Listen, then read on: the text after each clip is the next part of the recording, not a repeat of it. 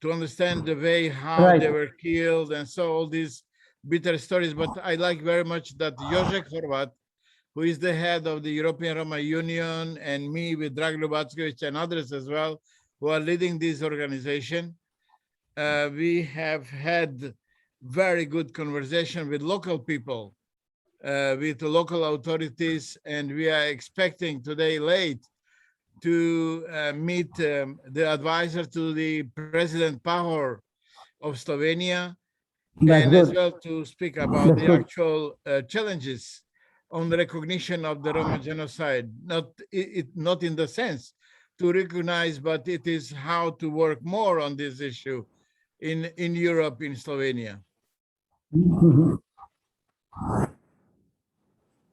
Right, that's nice. Yeah. Good. So I think, Shyamji, is it okay that we start now? I think we can. Shyamji? And other people will join. Shyamji? No issues. Should we start now? Yeah, please start. Yeah, sure. Please start. So, namaskar. Good morning to people in Europe, and good afternoon to our friends in India. And we are very happy to this event today, which is basically an event to pay tribute to Roma women, men, and children who were killed during the Second War. It was a very painful event, but it's very good to have a day which is to remember this particular event. It is, as you all know, it is very well established that Romas migrated from India almost a millennium back. And over the centuries, they faced a lot of sufferings in various parts of the world, especially in Europe. And it has been reported in many places about their sufferings, about their the issues which they had over the years. But the worst part was the genocide which happened in the Second World War, where people say that almost 500,000 Romas were killed. Though this number cannot be verified, but this is what is estimated to be the number. But what is still sad is that it took a long time for the authorities and institutions in Europe and elsewhere in the world to recognize this particular genocide which Roma had to face. And it was only in 2015 when European Parliament declared as the European Roma Holocaust Memorial Day. But prior to that, some countries in Europe had declared a day, had at least recognized the genocide. Germany and many other countries did that before. And as Mr. Orhan was just mentioning, there's still a lot of efforts to reach out to people and tell them that this is what Roma had to face in the Second World War and even prior to that. But did their situation improve later? Unfortunately, not to the extent. Even today, we hear about the discrimination, the problems which Roma has to face in the day-to-day life.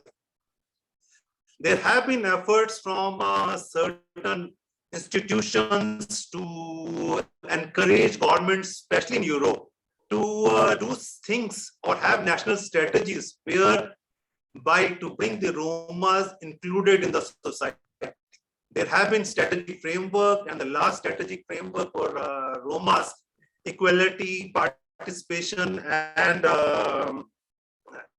their inclusion was passed by the European Commission in October 2010.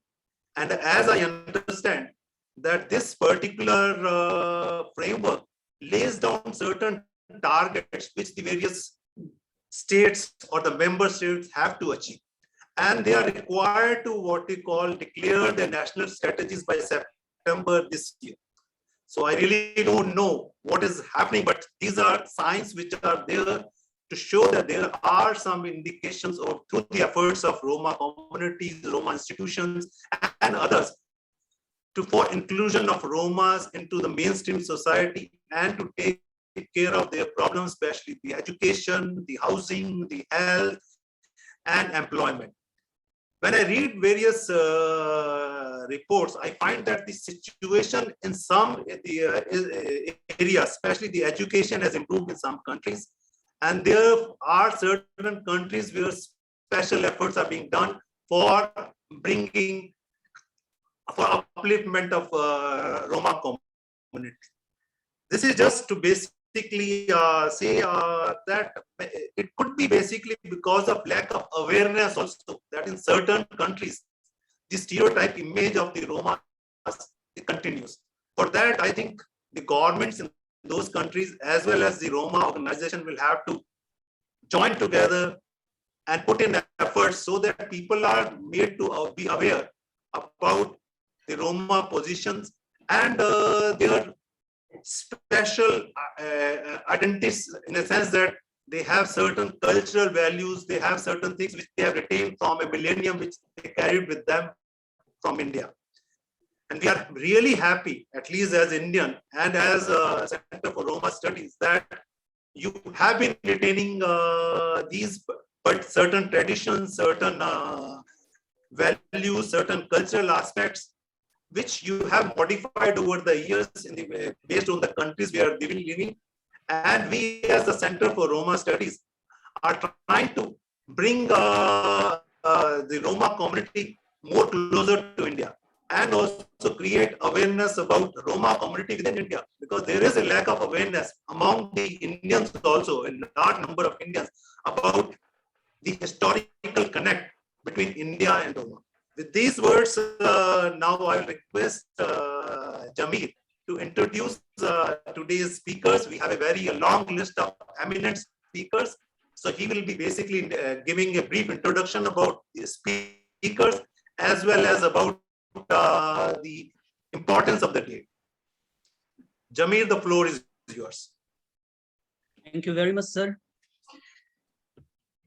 Today we gathered virtually to commemorate the Roma Holocaust Remembrance Day, for paying obviously the tribute to the victims, as well as testifying the spirit and strength of the survivors. Besides making advocacy for Roma rights, social inclusion, and the improvement of current socio-economic situation.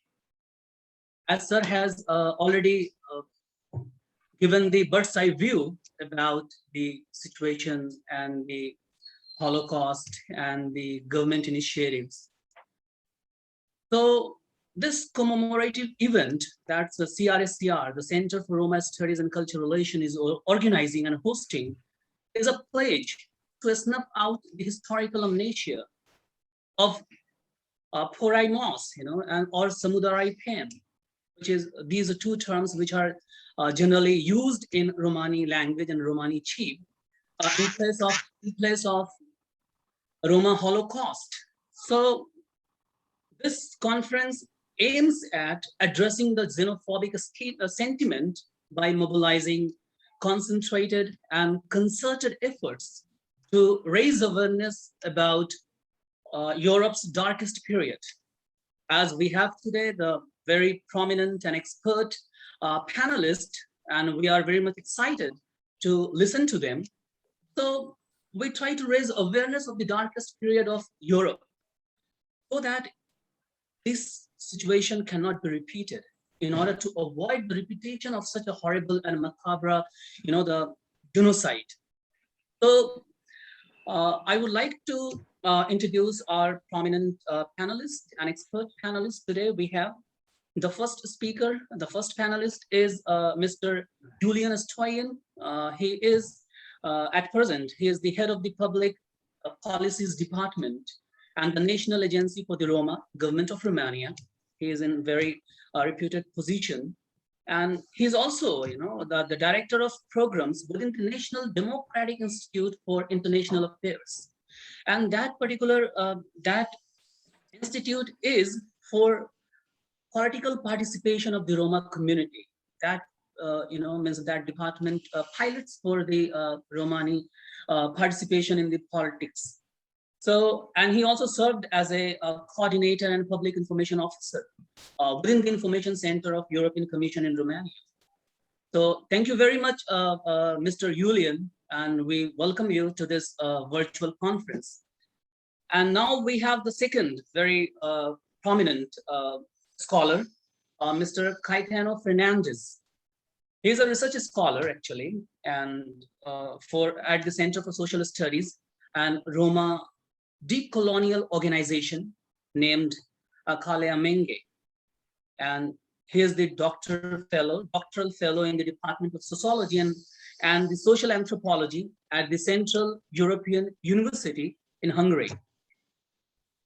He is also taking undertaking a number of research studies in collaboration with the University of Granada in Spain. So thank you very much, Mr. Caetano, and we welcome you to this virtual conference to commemorate the Remembrance Day, Holocaust Remembrance Day. The third speaker we do have, Mr. Adrian Fortuna, Adrian Nicola Fortuna. He is also the director of Cultural and Social Research Center, Romane Rodimata. He is also the counselor in the Documentation and Research Department at the National Center for Roma Culture. That's a very important department where he is piloting and he is supervising the research work. And he also published a number of books and papers, especially on Roma slavery and Roma deportation and Holocaust and Roma slavery in Volchia. So I think today he will also speak about the deportation of Roma from Transnistria. So we'll listen to you, Mr. Adrian. Thank you very much for joining us. And the fourth, very prominent and very admirable and long friend of ARSP, Antarashtriya Sahyog Parishad and Center for Roma Studies and Cultural Relations, and a guide as well, Mr. Orhan Galvez. He is the person I admire, and he is actively associated with Center for Roma Studies and Cultural Relations. He is the president of the Eurasian Academic Network. He was also the vice president of European Romani Union. He's also the director of Radio Patrini, Patrin Network, which is broadcast in Netherlands, Ukraine, Turkey, Moldova, Portugal, and many different countries. So this is the reason why I call him cosmopolitan man, So thank you very much, Mr. Gallus, for joining us. And I really pay the sincere thanks you joined us. Now we have another very young and enthusiastic and very arduous activist, Roxanna Lauren Witt.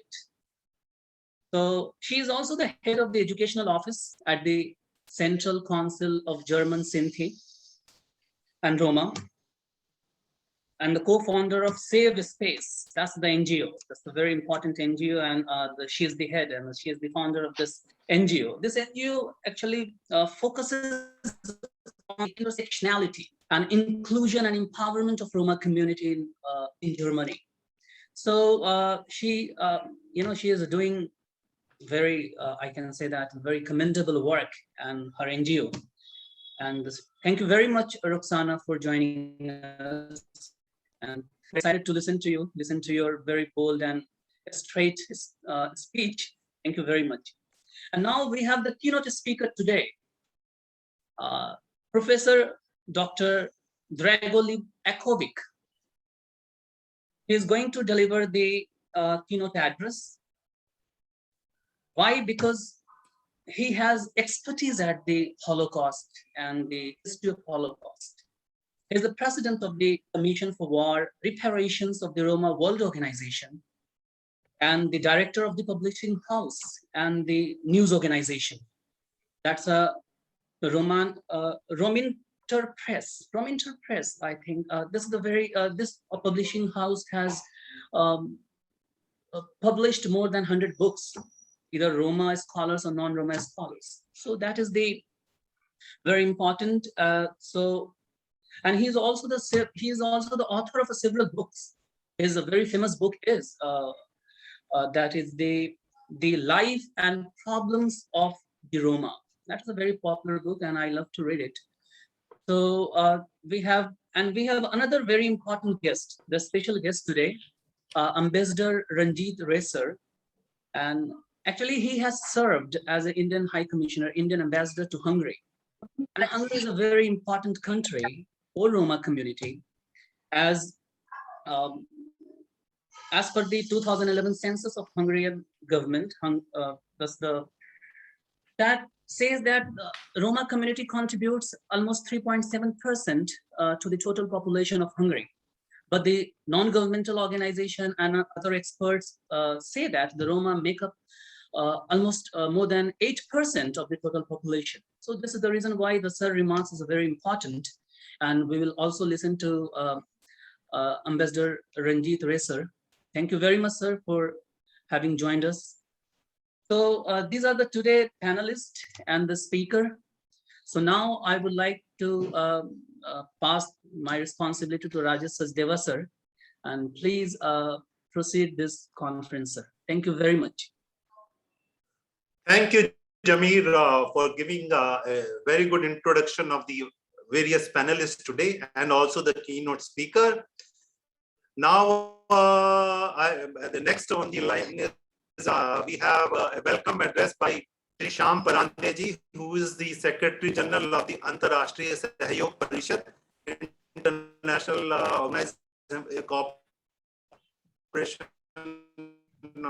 Organization. So, Shyam ji, the floor is yours. Thank you very much, Mr. Rajesh Sachdeva ji. Shyam ji? Yeah. I hope I'm audible. Yeah, you are audible. Right. You are very well audible. Right. Thank you.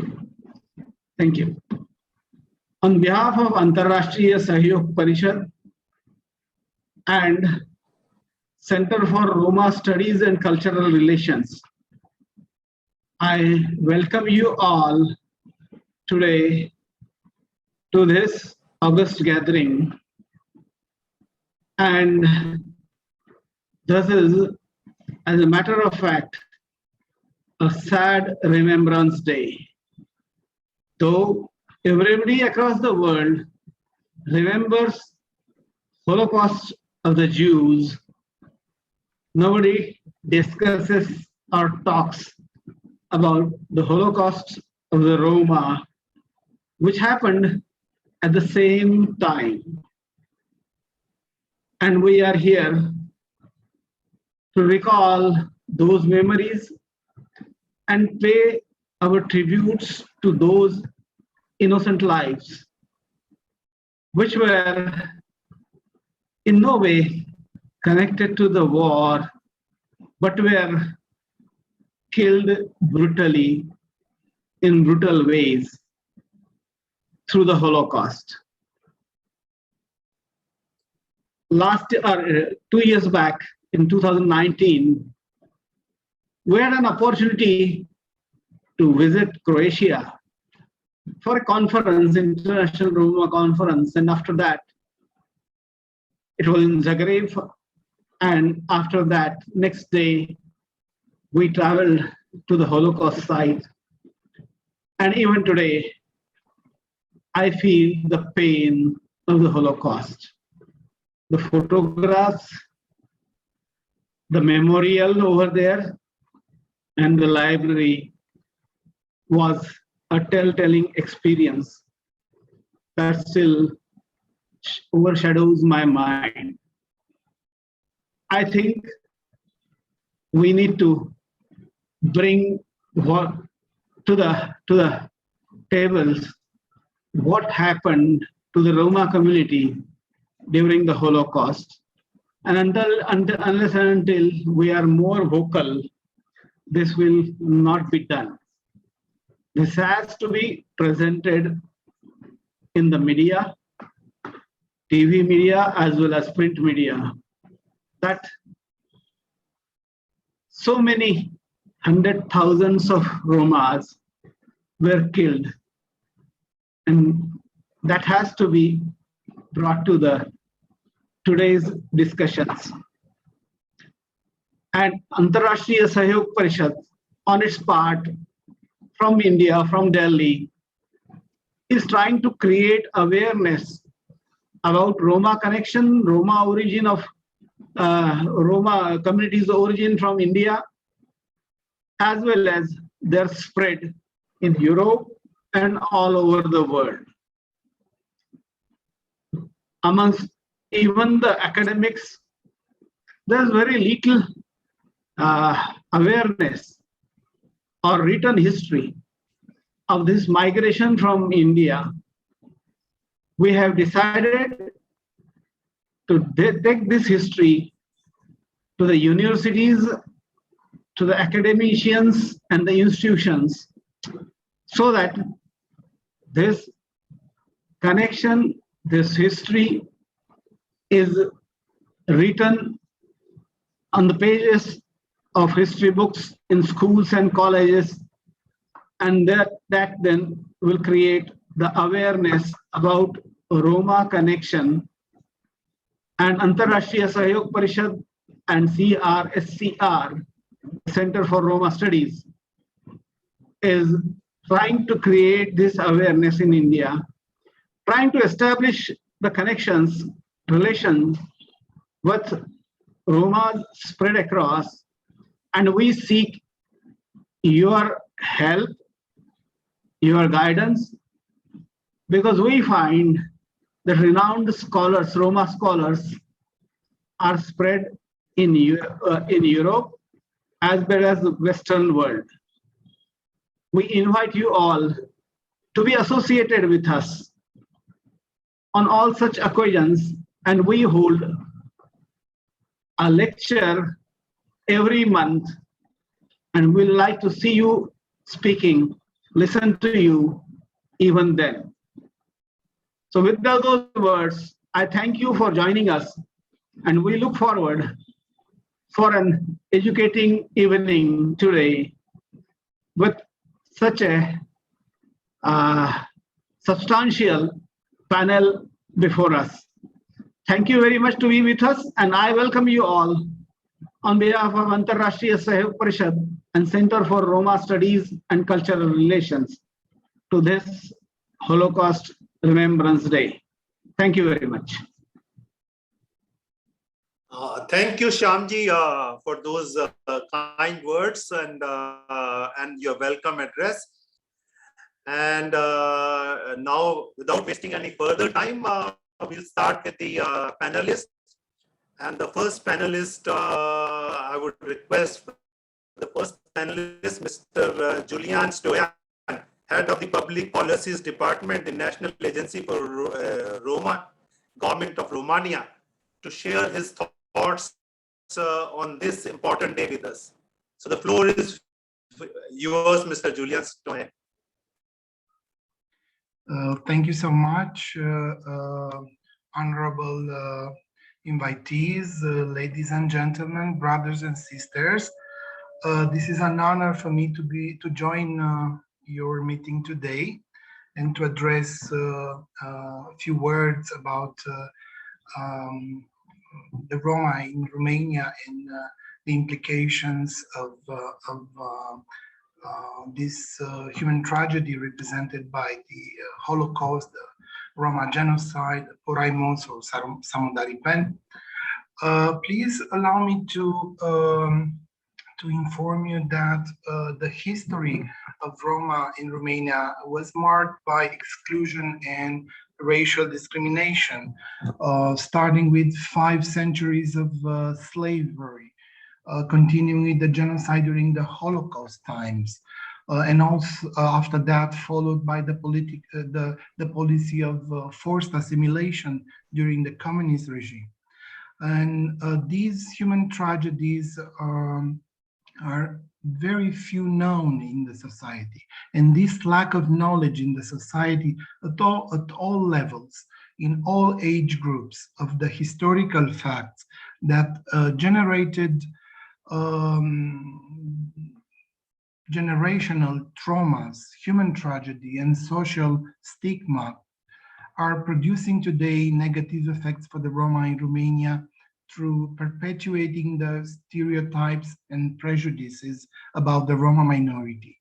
And this situation is placing Romania among the countries that are still needing a reconciliation with the historical past.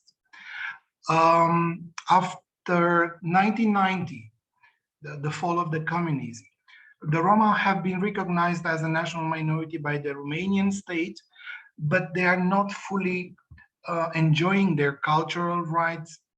And this also is influenced by the stigmatization of the ethnic belongingness and the persistence of the racism in our society.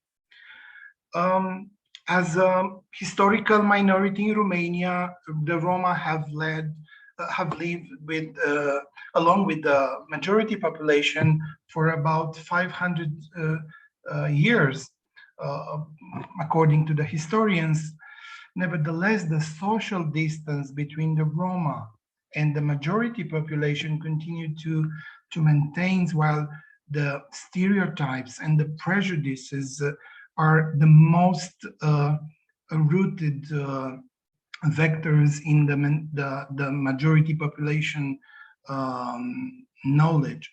And this is caused by lack of knowledge, as you said, and the lack of recognition of the history and the culture of the Roma in our society as a whole, but especially in the educational system, which is continued to suffer from the lack of coherent information in the curricula for the children, and the lack of school culture to favor the interculturality.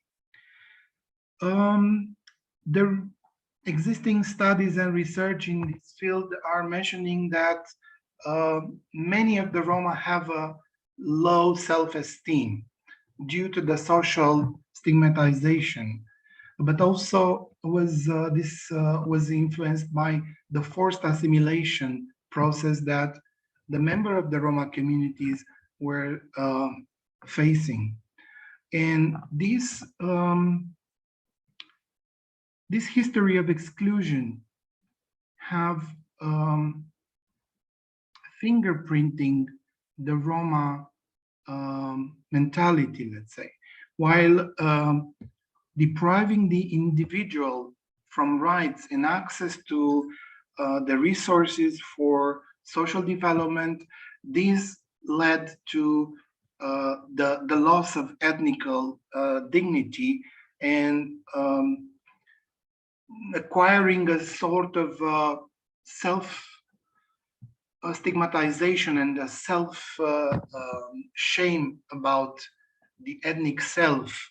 The ethnic self of the Roma, we consider here the National Agency for the Roma, which is a governmental agency aimed at creating the policy for the public policies for Roma inclusion and ensuring the realizing the Roma rights and the Roma cultural rights in Romania. And we said that this ethnic self-esteem could be regained through extending the learning of the language, the history, and the Romani culture in the school, and also through a process of public awareness among the society as a whole as regards the Roma culture, as well as their contribution to the Romanian society. We said that there is a need of active debates to promote in our educational system the knowledge about the slavery period, the Holocaust, period, as well as the forced assimilation policy during the communist times. And these historical episodes, which are ignored in our educational systems, and they are not known enough, or even denied, or in our society, these are contributing to the perpetuation of the hate speech, or even hate crimes targeting the Roma, regardless their socio-educational status.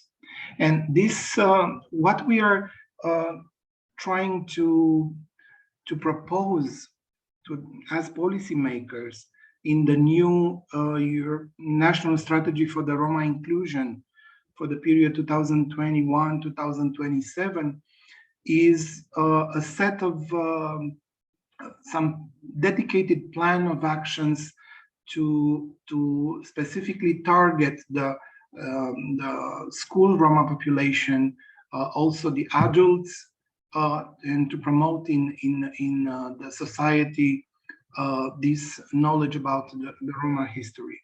We're proposing the revision of the school curricula and university classes, where these historical traumas to be researched, studied, and taught to the newer generation. We are advocating for the continuous training for the teachers, especially those who are teaching history, and also setting up and funding from the state budget of a system of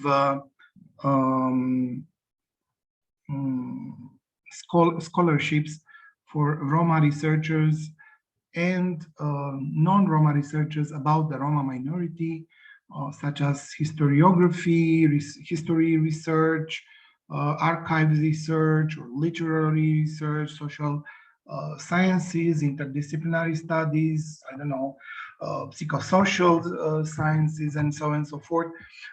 This would lead to the to know better the historical episodes, and to help fundament the future public policies in Romania.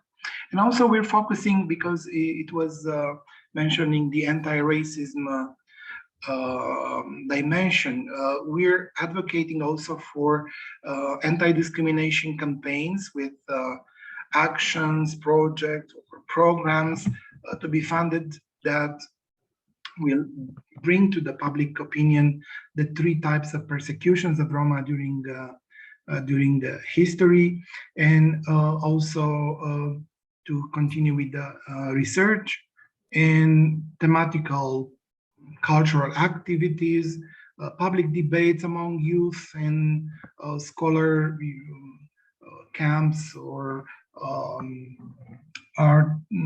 artistic camps for Roma artists. Last but not least, we consider that are essential actions to be promoted in our society that will contribute to the knowledge of the Roma personalities, the Roma, the famous Roma who contributed to the Romanian cultural patrimony, and also the universal cultural patrimony.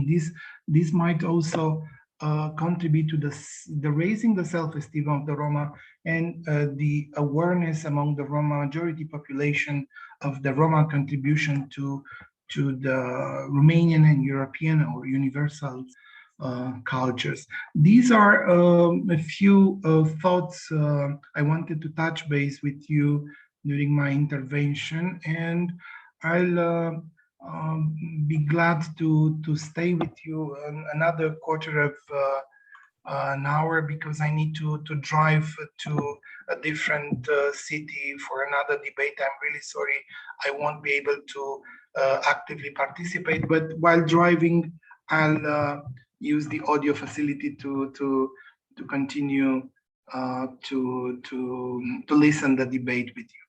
And I'm here glad to see my colleague Nicolae Fortuna, to whom we were working on the plan of actions for cultural identity and reconciliation with the historical past, as well as the anti-racism chapter of the National Strategy for the Roma Inclusion. And I'm pretty sure he's a well-known researcher and known scholar that will bring more details on this matter. Thank you so much for your attention. I'll stay with you for the rest of the debate. Thank you. Thank you very much, Mr. Julian, for a very educative and informative presentation on the situation in Romania and the steps and initiatives taken thereby. We are really happy that things are improving, but maybe pace has to be increased and more efforts will be needed in various countries. So now I thank you that you are going to stay with us for the conference, either on video or on audio. We will like your presence throughout the conference. Thank you. Now I would request the next speaker, Mr. Caetano Fernandez, research scholar at Center for Social Studies and Roma Decolonial Organization, Kale Menge, to take the floor. So Mr. Fernandez, the floor is yours. We look forward to your thoughts on this. Thank you very much. I'm very happy to be here. I feel very honored to be invited in the homeland of our ancestors, no? and to share here with you. So thank you very much for organizing this event.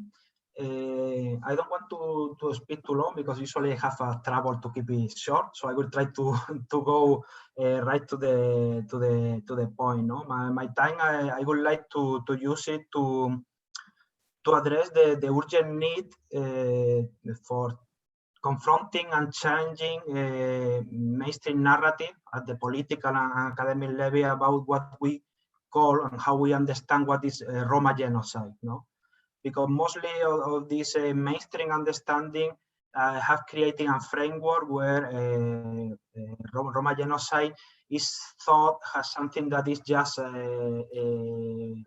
finished, something isolated, something that is in the past, and mostly something that is overcome by the human rights regime, by liberal democracy and the rule of law. No?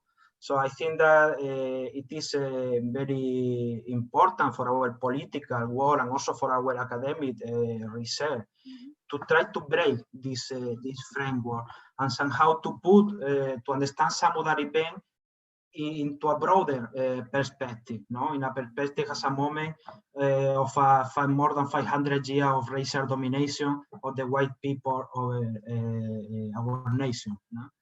So, as I was saying, we need to understand that Samudari Pen is not an isolated, neither a closed historical chapter, but rather is a particular moment, a very dark one, of course, one of the darkest, but a particular moment in a long-lasting anti-Roma genocide that have been in one way or another acting on Roma life for more than 500 years. No? So we need to understand, because this framework also invites us and how drive us to understand racism has a kind of misfunction in nowadays society. Some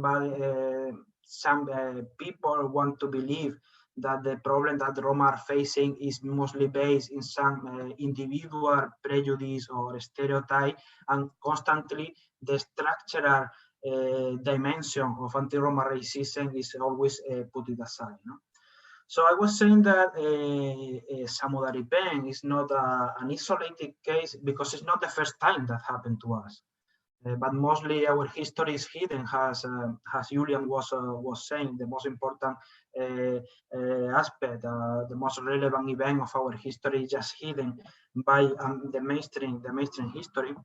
I was saying this is not the first time that happened, because not the first time that we face a state machinery plan to exterminate us. No, we had in our case we had what have been called like the Great Raid. that is occurred in the night of the 30th of July of 1749 in Spain, and was ordered by the King Ferdinand the Sixth. And it's also known as the general imprisoning of Roma. Mostly in very short way to say, it was a plan designed by the state to exterminate of our people. All the Roma people in the same night was cut. The men were sent to for labor in camp, concentration camp, and the women were separated from the men to another, sent to another prison, and the men, the children older than 7-year-old were separated from the family. It is clear that the only people that were live free were the very old people, the ones that could not reproduce anymore, because at the end, the main goal of this process, the Senda Samudaripen, was to end with our nation, to exterminate all us. No? So, in this sense, I think it's very important that we take very serious the question of research ethic and epistemological responsibility. About this event, there are the first time that was written, some pieces written about this question was in the early 90s by Dr. Antonio Gómez Alfaro. Actually, it was his PhD thesis. After this, after the 90s, almost nothing was written about this question. Nothing was debated. Recently, there are some more scholars researching on this issue, but I think it is very important because what this showed to me is not only how our history is hidden, but also how a framework is imposed to us. In this question, they don't even bear to speak about genocide. We are speaking about this design plan to exterminate that, and they are not able to use the word genocide. They are calling this the Great Raid, the general imprisoning, and I think that this is very, very relevant and should make us think about the labor we are want to achieve as a scholar. No? And in this thing, I think it is very important to put into perspective Samudaripen, what I call Hispano-Romani genocide, in this long process of 500 years of dehumanization, because to understand what it made possible, or this process of this machinery of extermination to be applied against of our nation, it is not only a military political thing, but it's also a question of epistemology. How the European white have created an idea of what I call the gypsy other. No? Let me just be clear. When I'm using Roma, of course, I'm referring to my family and to my ancestor. When I'm using the question of gypsy is a fiction. Is that only exists in white people's mind, and in this fiction is going to somehow to be formed by all the fear or the frustration of the white civilization, the European civilization, and it's going to be the origin of the humanization of all our people. No, so we need to attend to all these questions in order to understand the relevance and the impact of the Roma genocide. No, because we also it is useful to understand the current political discourses about this question. No? We need to attend how after the Second World War in 1948, the Declaration of Human Rights was approved, and with this this question of democracy, human rights regime, and the rule of law will prevent this situation not to happen again. No, it became a kind of motto, no, never again. But then we see how this is an event that is not close for us.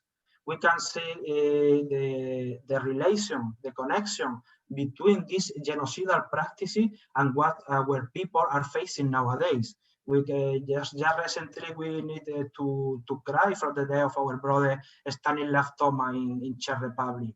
We are suffering assassination and police brutality all over Europe. We have recently the case of Daniel Jimenez, Manuel Fernandez, or Eleazar in Spain. We have been suffering, our sister have been suffering forced sterilization until 2007 was the last case. Now in Brazil, police are killing and trying to exterminate our people. All the prison in Europe are full with our brother and sister there. This is not by casualty. It's not by casualty that in almost each big European city there is at least one Roma ghetto. So it is a connection because this the political and epistemological path that was allowed the Samudaripen to happen is still on the move. It's still not something that we have overcome, no? Because mostly the relation between the white European people and the Roma people is based in the same dehumanization that was built during the entire European modernity, you know. So we need to point out there, we need to confront also all this narrative, because what we are seeing every day is how European democracy and the human rights regime are incapable to protect our life, to protect our Roma life as a nation, no? So all this idea constructed after the Second World War actually was more interesting to protect the white innocent, to create an idea that white European people are really trying to do something. And with that is going to come a huge amount of projects on this idea of Roma inclusion that in our view, more than to include us, what they want is to civilize us, to somehow make that somehow to, how to say, like for us to stop being Roma and being part of their society, to be part of the white order. No? Other thing that brought this debate after the Second World War was the imposition to banish to speak about the race. After the Second World War, I'm sure that all of you are very familiar with all this discussion. You know, you just speak about race because you are racist. So we are all human. There is the only one race, the human race. Of course, this is true. But we need to speak about the process of racialization because our political situation is constructed in a racial base. So if we are not able to discuss this with the power, with the white system, we are not going to find some way out. We are not going to find a solution to go out from there. No? And then I'm going one last thing.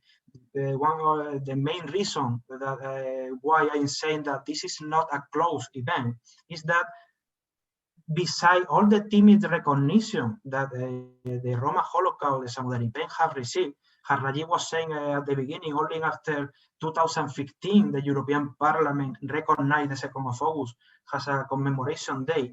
But beside that, there have been no historical reparation. We got zero historical reparation. And without historical reparation, the trauma and the wound that was opened by the anti-Roma genocide will never be closed.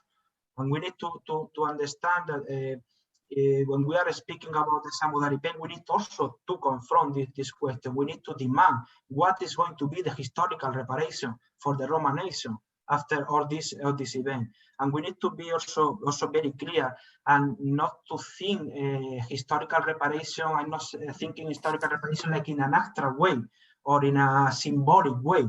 We need to speak that to get historical reparation needs to be something real, something that we can experience. Furthermore, we need to be considered as an autonomous political subject.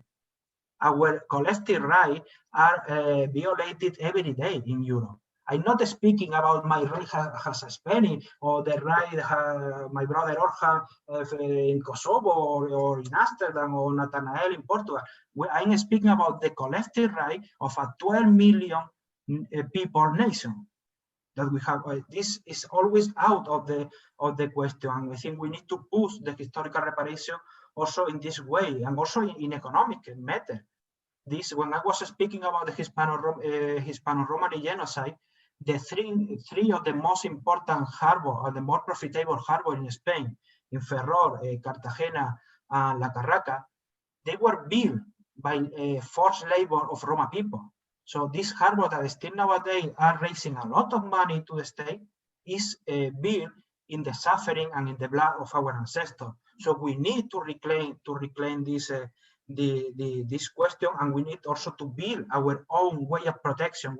For us, for Kalea Menge, our own way of protection is to build our autonomous political subject and also to build our own institution in order to negotiate with the state. No, I'm going to finish there because I think I make more or less clear how we understand commemoration. For us, the best way to commemorate our victim, to commemorate our ancestors, is actually to keep fighting and confronting what was making possible the anti-Roma genocide. No, so and we need to be also very alarmed.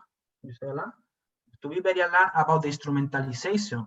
We are quite tired to see how in Europe, when comes some memorable day, like the second commemoration day, like 2nd of August or 8th of April, at the end is instrumentalized by institutions and white politicians that just came to take a picture with the Roma flag or to make some statement in Twitter. But then we don't see real policy of historical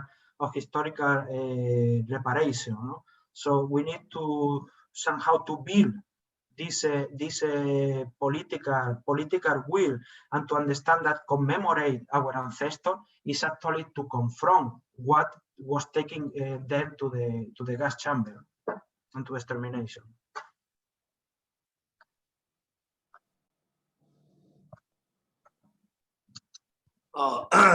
Thank you very much, Mr. Fernandez, for an excellent presentation, which is very educative. It touches on the real facts about the historical problems and the challenges which Roma community continues to face even today, in the sense that the institutions and the mainstream society still fails to give them their dues.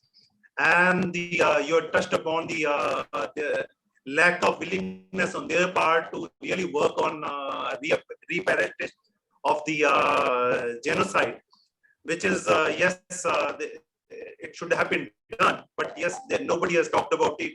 And even it took 70 years for them to even recognize and acknowledge the Roma genocide. So yes, there is a lot of things they need to do. You had listed what the mainstream society, institution, and governments need to do. Let's hope that they will at some day, there will be an end to racism or discrimination against any societies, particularly Romas, who have suffered for many, many centuries. Now I would request the next speaker to take the floor, which is Mr. Adrian Nicole Fortuna, who is the Director of Cultural and Social Research Center, Romani Rodimata. So Mr. Fortuna, the floor is yours. Thank you. Thank you for the invitation. First of all, I'm very glad to be with you here. Thank you. Nice to menge. Mișto tumen.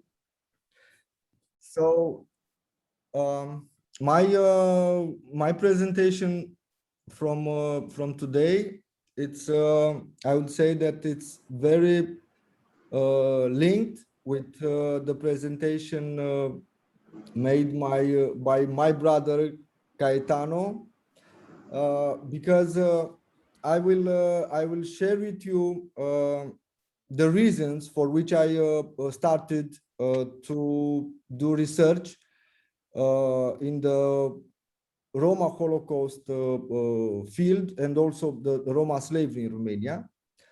So the first reason for which I started to make research in this field was that because I observed that there were two historiographies, two different historiographies. The historiography written by the Gage and our historiography. So when I started to collect testimonies with the Roma survivors of the Holocaust, when I was asking them why they have been deported, their response was because they wanted to kill us. But if you read the academic books that were written regarding the Roma Holocaust in Romania, you will see that it's underlined more the social reasons for which the Roma were deported from Romania to Transnistria. Transnistria was a territory occupied by the Romanian army during the World War II in Ukraine.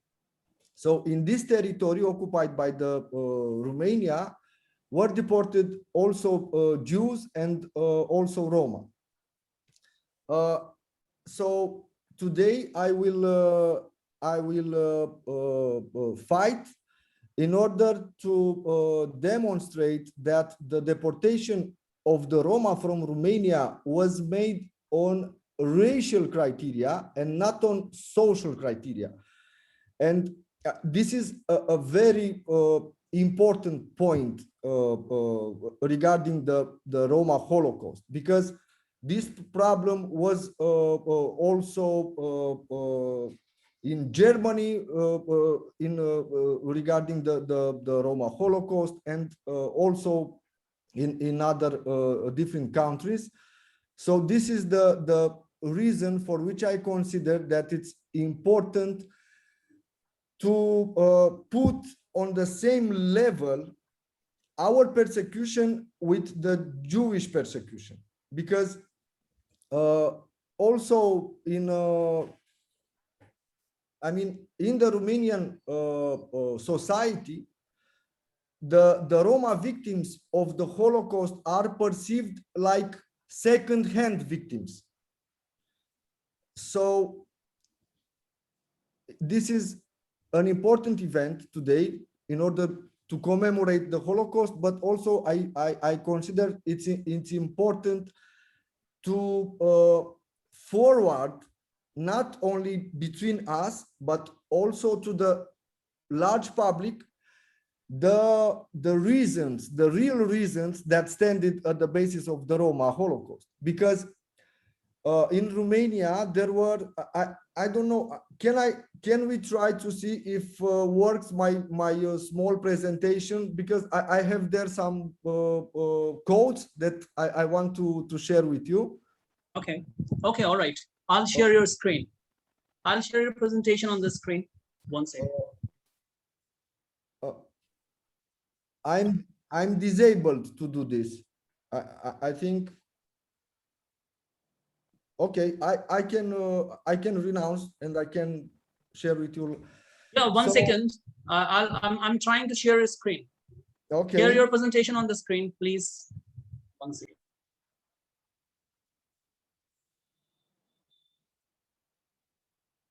So I will continue. Regarding the Roma deportation of the Roma from Romania, were used two criteria.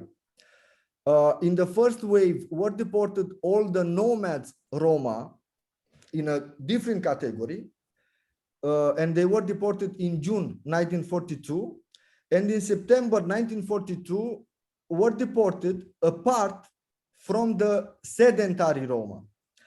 And the sedentary Roma that were deported were labeled like thieves, criminals, people without a job, and all those that were considered like a public danger.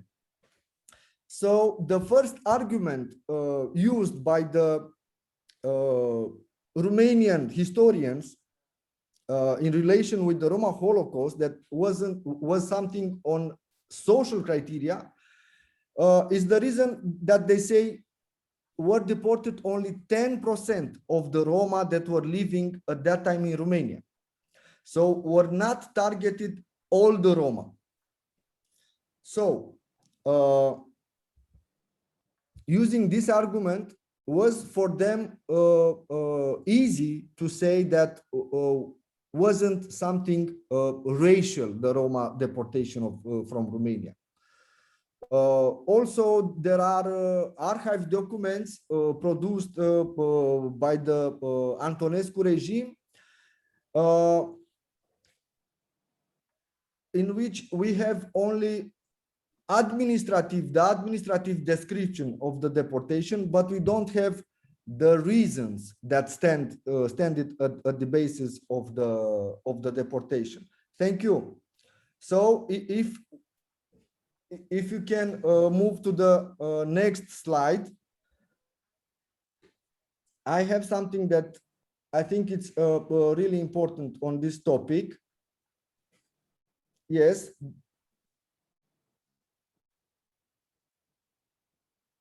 Thank you. So here it's a quote from Iuliu Moldovan. Iuliu Moldovan was an important researcher at the Institute of Hygiene and Social Hygiene in Sibiu. And in 1942, in the time that Roma were deported from Romania, we see that the attitude of the academics, because this researcher was considered at that time one of the elite researchers from Romania. He was saying that we need an ideal to unite us like Romanians, to integrate us. And the idea was to create a pure Romanian race. So if we come to the next quote, we will see that here we have a quote from Sabin Manuilă. Sabin Manuilă was the director of the Central Institute of Statistics in Romania. And he was implicated in the designing of the Roma deportation, even if we don't find in the archive documents strict information regarding the racial character of the deportation. So in one of his works, you see what was his opinion, and it's important to understand that Sabin Manuilă worked next together with Ion Antonescu. That was that one that decided the Roma deportation. So in his opinion, the gypsy mixture in the Romanian blood, it's the most dysgenic influence. At a moment, the Antonescu asked him to make a census with the Roma that were living at that time in Romania in 1942.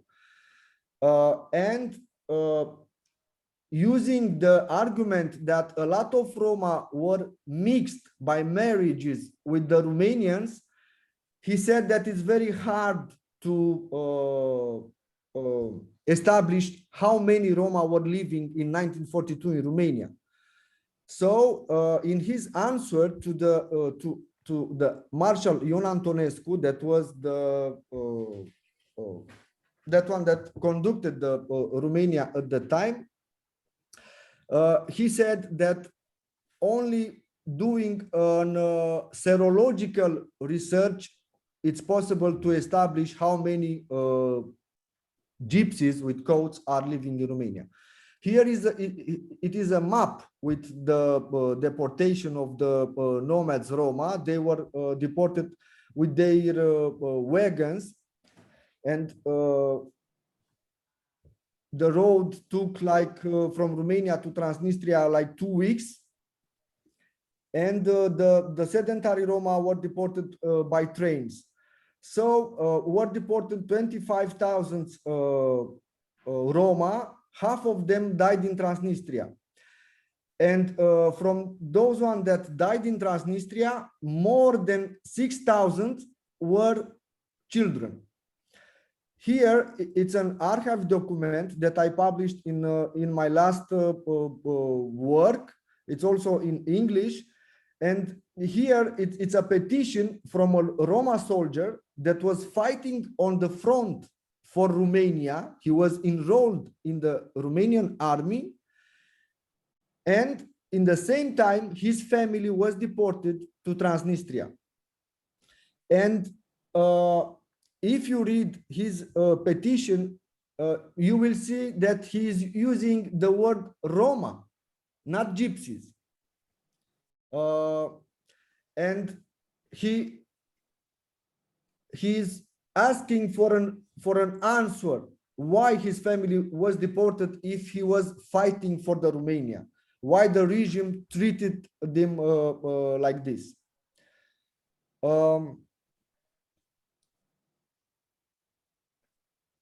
Here it's a Roma woman survivor from Transylvania. This is part from an exhibition that I put it in Auschwitz in 2019. A Roma artist was with me on the field when I made the interviews, and after he heard the interviews, he made these drawings. So regarding the recognition of our racial persecution during the Holocaust, it's important to say that still today we don't have a museum in Romania in order to keep the memory of the Roma that were deported and died in the camps from Transnistria, making forced labor for the Romanian state and for the German state. Another important thing that I want to share with you is that the Roma survivors from Romania, if they want to apply for a pension from the German state, they must say that they made in Transnistria voluntary work and not forced labor. So if they want a pension from the German state, they must give this notarial declaration in which they must assume that they worked voluntary. So also this is something that it's important because it's shaping also the memory, the framework of the Roma deportation from Romania to Transnistria. You can go to the next slide, because here I have the cover of this book that I published in 2018. Here there are testimonies of the Roma survivors and archive documents, and the book it's published in Romanian, in English, and in Romani. I can let you also the link. You can find it on Academia. And here it's the last book that I published. In 2000, last year was published in Romanian, and with the help of a Roma organization from Romania, was translated in English.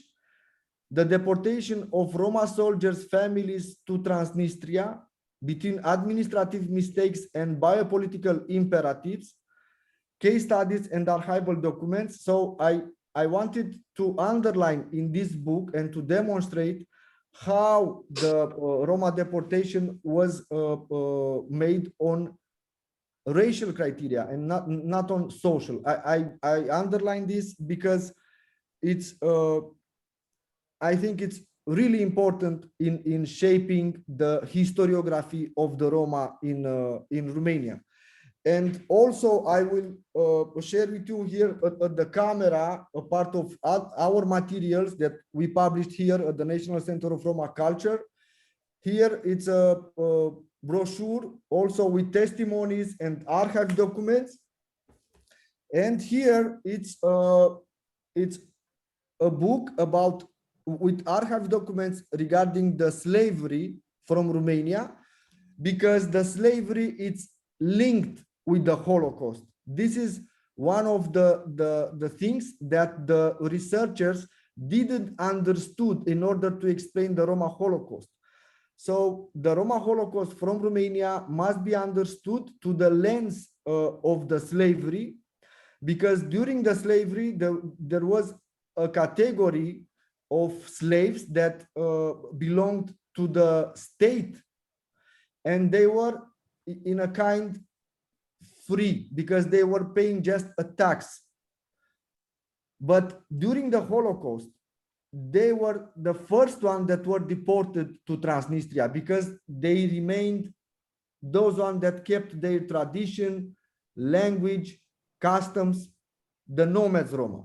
During the Holocaust, they were the first deported. And the second category was that labeled as dangerous for the society.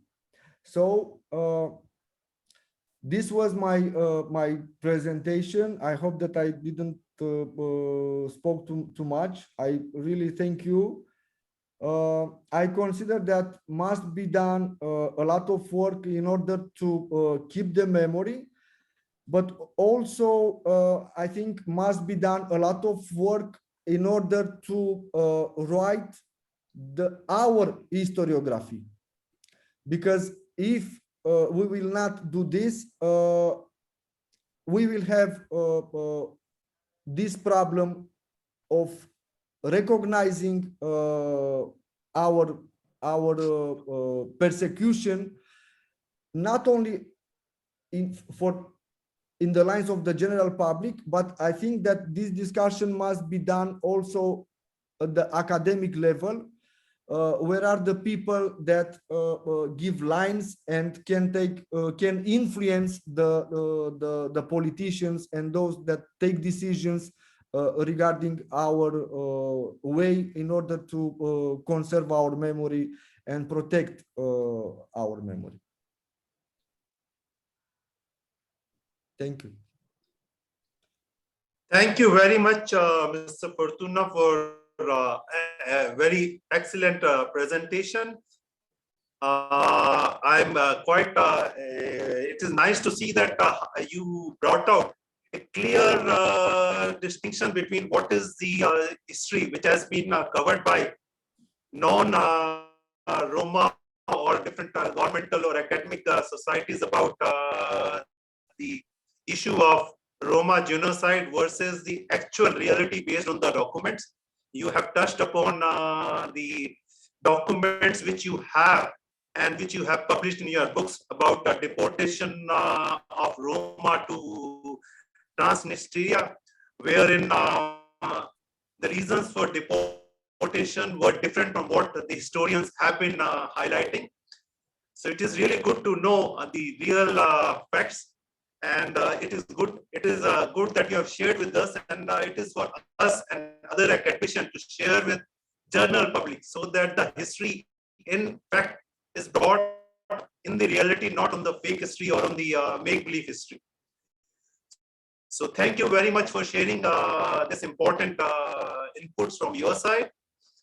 And now I would request the next speaker, Mr. Orhan Galvez, who is a well-known friend of us and who has been quite regularly participating in our events, for taking the floor and sharing his thoughts on this important subject.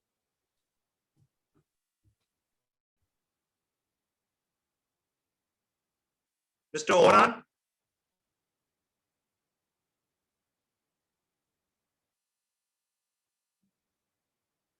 Hello?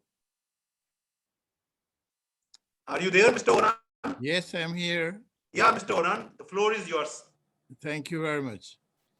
Well, first of all, I want to thank again and again about a continuous cooperation with you all there, and continues, I might say, even a trust that is growing day by day, month by month, on making much more better cooperation with India, Roma in the world, Roma from Europe, with India, to show to the world actually that we are not the orphans of the world, because still today, when we talk about the genocide, and when we talk about generally about Roma, people maybe not that they are not aware, they don't know about, but they don't look like want to accept our deep origin from India. Well, today I am in Slovenia, and always when I'm visiting those countries related to Roma Genocide Day, for me is very bitter, very heavy to understand, because until half of my life, I didn't know what really happened to our people, because in Kosovo during the Second World War, as much I know from my grandparents, they did not suffer as the other Roma around of especially Western and Central Europe. I would like just to mention few facts, actually, starting from the Nazi Germany and how this started to happen. The idea about the Roma from the Nazis was judged that Roma are racially inferior, that the fate of Roma in some ways paralleled that of the Jews. So under the Nazi regime, German authorities subjected Roma to arbitrary internment, forced labor, and mass murder. German authorities murdered tens of thousands of Roma in German occupied territories of the Soviet Union and Serbia, and thousands more in the killing centers as well-known Auschwitz, Birkenau, Helmno, Belzec, Sobibor, and Treblinka. The SS and police incarcerated Roma in the Bergen-Belsen, Sachsenhausen, Buchenwald, Dachau, Mauthausen, and Ravensbrück concentration camps, both in the so-called Greater German Reich, that in so-called general government. German civilian authorities managed several forced labor camps in which they brought Roma.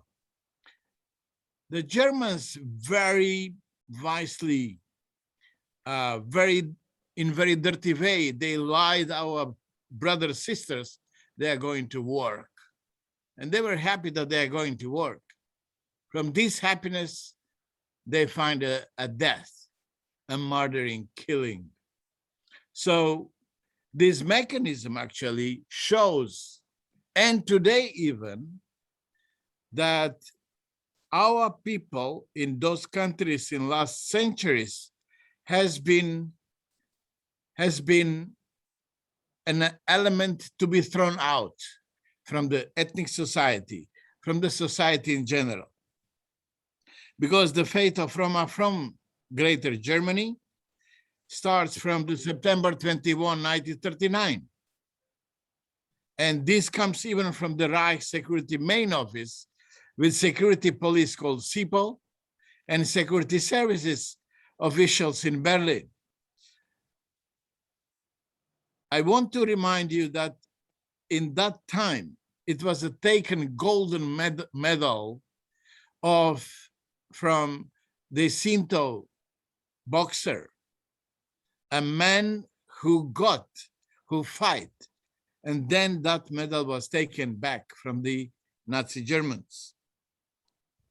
And especially, I want to remind here the idea about when Nazi Germany has been made an invasion of Poland and intended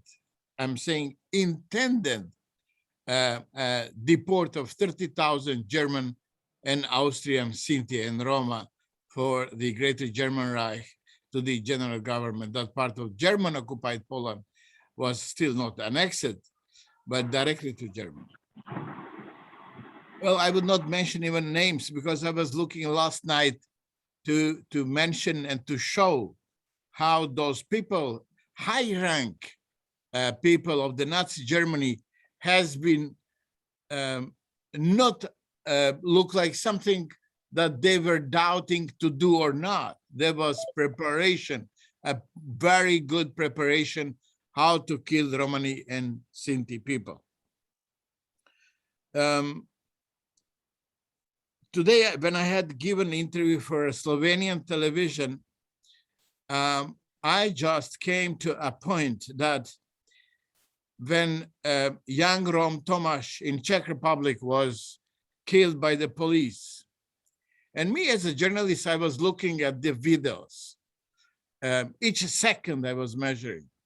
It is incredible, that comparison, to see that in the police, Czech police, 3 policemen, they killed young Tomáš Rom in the same way as a George Floyd. And thanks to my busy time going around of Europe, I find that people simply don't want to know, they don't know, and as well, they don't consider at all. I'm speaking about the European citizens, but what is much more painful, no European body, no European Parliament, no European Commission has been paying attention to this terrible racistic killing of the young Rom. And while I was reading last night and preparing myself, I see the similarities about the mechanisms, how the Germans were planning to kill Roma, and how today neo-fascistic groups and those governments that they have very strong right-wing parties or governments, they are thinking in a very similar way, and some actions actually has been done as Germans were planning to kill Roma.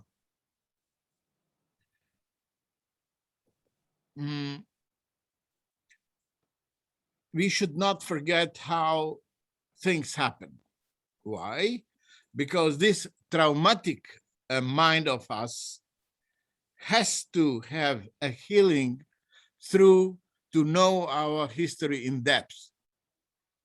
I'm very happy to hear Adrian, Julian, Cayetano, how the generation of us can succeed to understand and to show that the mechanisms are not for this democratic Europe. Europe would not have full democracy until Roma are participants of the democracy in Europe. So the beginning of the war and the beginning of Roma transports, Sinti transports from Germany, Holland, and other countries has been well planned. We cannot speak that something happened by accident. So these things is very important we to know, because what's happened to our people happened to Europe. We should not make a note that this is something separate. This is something like coincidentally happened. And that's why the history in general makes wrong steps. As you know, many transfers happened in the very beginning of the war. And also transfers happen almost in the very end of the Second World War. And what is much more interesting, in the France, 2 years after the war, still some camps were working. Still Roma in France were in the camps, and they were not liberated. And these issues, this data, these happenings, the history of Roma has to answer to the societies that today's position of Roma is absolutely a link to the history of Roma during Second World War, and not also to forget the position of Roma during the First World War also is very painful, and we should take care about. When I say to take care, is this meaning is that our Roma historians, Roma researchers has to work together. And especially, as you usually know, I make some time very direct attention. I'm very happy that Roma Studies Department of the ICCR exists today. And I believe that experts on the history could work together with Roma. We have to see also the ideas about why we left India. Is there something that this traumatic history is related like a chain? And how we today, we could, because one who works with the Roma can see this traumatic line, you can see this traumatic threat among Romani communities, what's happened. When I was listening now, Adrian, I do remember also those interviews that I have done related to Transnistria. And a woman, older woman, she said to me that we didn't know exactly where we go. And sometimes we didn't know when we will eat. And to avoid all these bad things, we were eating various grasses. But also, if we had something important, for example, people generally think that Roma always have a gold. Some gold coins were eaten, you know, to secure maybe future life. But the most difficult, the most terrible thing that I have heard from that lady related to Transnistria, she said to me, you know, those people who were in hunger by days, weeks, they started to eat the dead bodies. I have been that day so bad, and I was talking to her continuously and understanding how human being can come to that level that can eat also a human being to survive. The theories that has been made by the Nazi Germany today have, if I can say in that way, a modern version. We Roma activists, we Roma scholars, we Roma who are taking care about our communities, we do see similarity. It is a big attention to that as well, that Roma movement is so fragmented, that Roma leaders are so fragmented. Why this happens? First of all, that we should have very strong point on our history, on that what's happened to us. And as well, the Europe today is also fragmented in issues of equalities. When I see the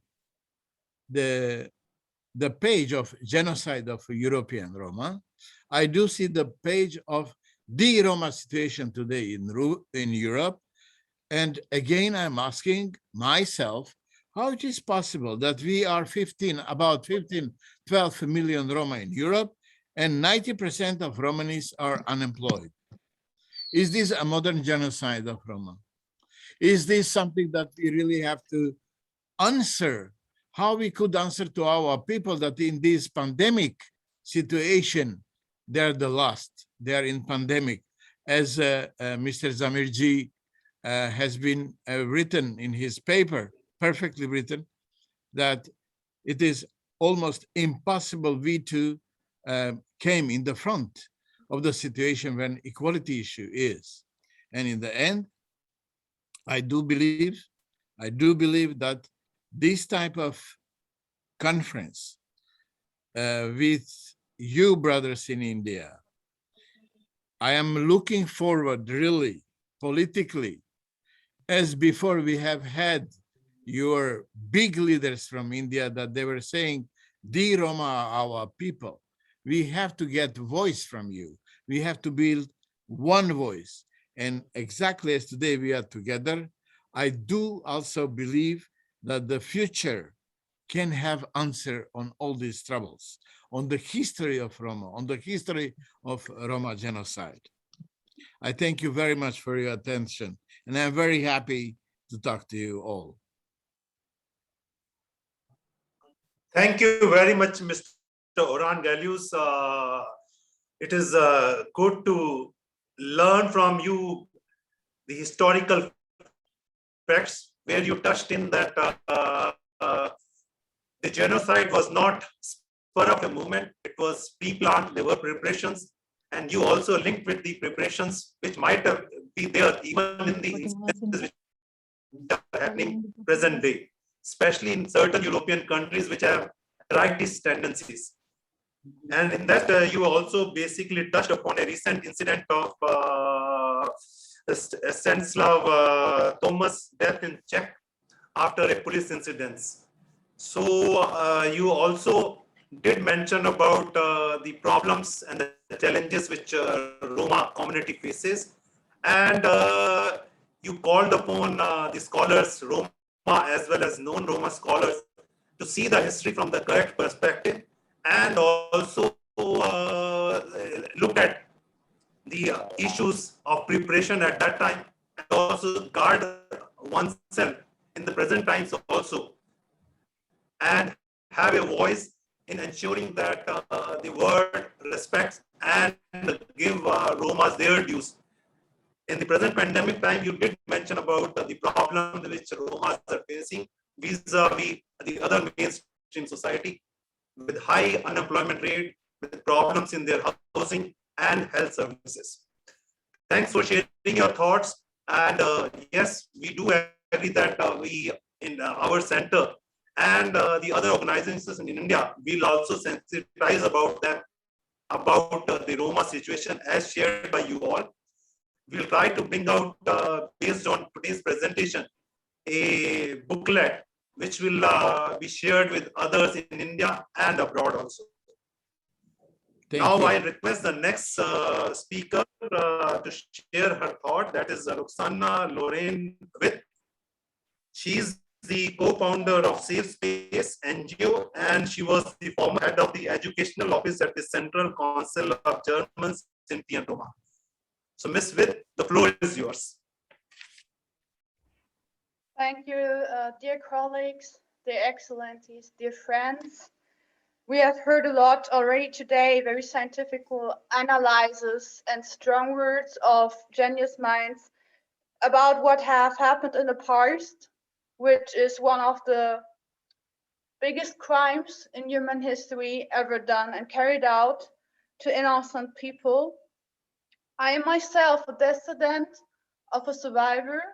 I am a Sinti person from Germany, and just like inside of the Indian community, the oldest women in the house or grandmothers are the center of our families. They are usually the ones that carry on our culture, our history, and our identity. So it is no surprise that my grandmother, who survived the Holocaust by starving in a forest nearly to death, just like her siblings and her relatives, was the one who raised me and who made me very aware of our past, our identity, and our history. When we are talking about 500,000 Romani people who died, we are talking about 500,000 Romani people who approximately, according to mostly Gallagher researchers, died in concentration camps. But are these all the Romani people that died? No. Of course they are not, because many people died unrecognized, unburied, left, robbed off of their dignity by starvation. Hunger is one of the most present memories of Romani persecution that is shared widely among all groups of Sinti and Roma all over Europe. Many people like to think or like to tell the narrative of what happened until 1945 in Germany has ended ever since. And Germany in particular is celebrated as a role model country when it comes to commemoration and to dealing with the past. Yet, structural inequality is very much present, and actually the persecution of Roma people, Sinti and Roma in Germany, did not end with the Holocaust. Nowadays, scholars, appreciated colleagues of mine, we are talking about the second persecution that continued after 1945. And actually, the Independent Commission, the Research Commission on Anti-Gypsyism, that just this year presented their 800 pages report in Germany on the current state of racism against Roma and Sinti in Germany, came to the conclusion that actually we need to start to do research on the persecution after 1945 and how many Roma and Sinti actually suffered and can be called survivors even up until today.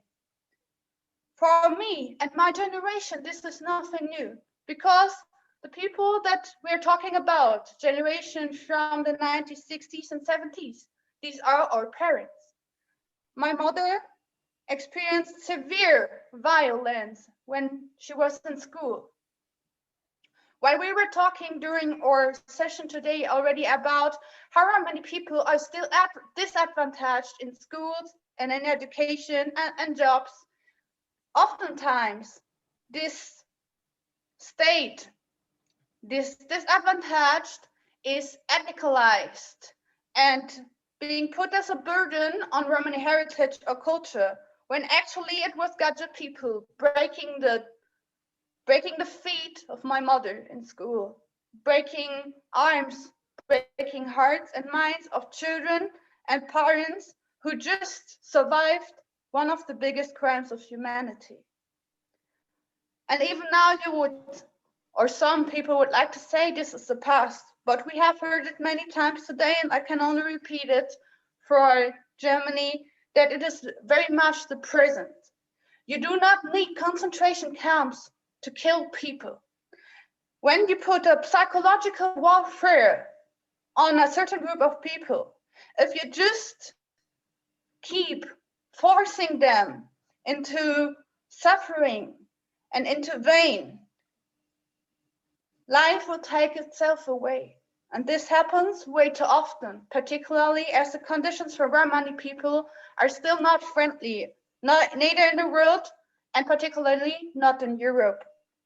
During COVID-19, we have witnessed how descendants of Holocaust survivors were dying in the middle of Europe, how they were once again starving, how they were once again deprived of access to healthcare, of access to housing, of access to water, how they could not disinfect even their hands, how they were not able to get out of their living areas to get food, and how people were once again scapegoating the Roma for being spreaders of illness, while the illness was not brought to the European population by the Romani people. This is not the only thing that happened during COVID-19. Here in Germany, and this is part of my particular focus in research, we witnessed 2 white supremacist terrorist attacks, one in Halle and one in Hanau. In Hanau, there were 3 alleged people of Romani descent dying and many more Sinti and Roma injured by the attacker. Actually, Philip Goldman, who is the father of the murdered Romani woman Mercedes Kirpas, said, "My grandfather was gassed in Auschwitz and my daughter was shot in Hanau." This happened as of 12 months ago. These people, like in Halle and Hanau, they are not radicalized like back then when it was in 1945. There is no Hitler among us. These people come from the middle of society and they are radicalized mostly in digital spaces, same place that we are now using to make our voice being heard. They are right among us. They are colleagues and they are neighbors, just as we are, but they bear unimaginable hate and violence among themselves. And it's not only those who are rarely recognized and who become white supremacist attackers that are a danger for Romani people. But actually, new technology as AI and facial recognition systems are systematically used at the borders of Europe to criminalize Romani people, to make them criminals by accusing them of human trafficking and to refuse them entrance to safe grounds wherever they try to flee from the misery I just mentioned. This comes as a big surprise to me because as we have been talking already about the so-called Roma inclusion strategy that was just introduced, I wonder who really is the problem and who should really be the target audience of social actions to be taken on certain groups or so-called problematic groups, and who should be in the focus.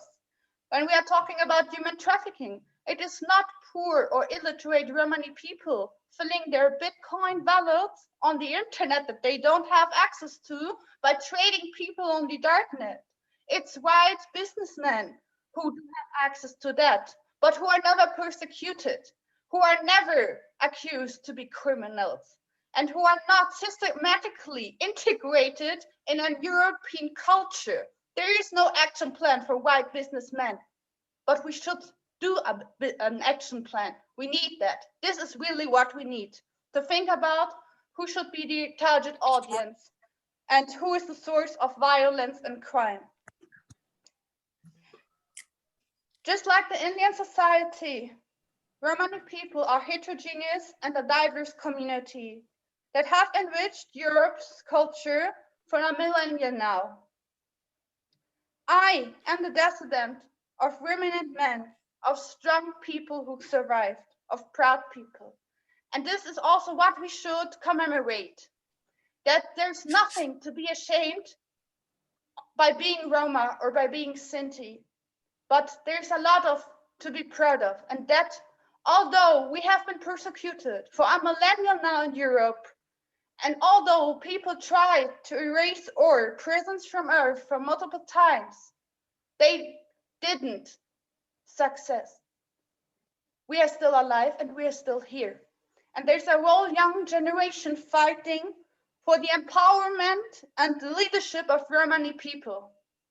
And I'm very grateful for you, dear colleagues and friends, today that you're here doing exactly that by hosting this conference to empower people, to make them aware of their heritage and their knowledge, and to remind them that there's a reason that we are still here. And the reason is that we need to fight for freedom. It will not be gifted to us. We need to fight for it every day. Thank you very much for your fighting.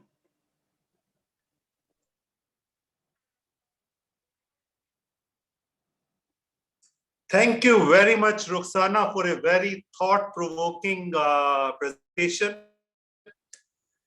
It started with your personal experiences and also about the survivors of the genocide and their life thereafter.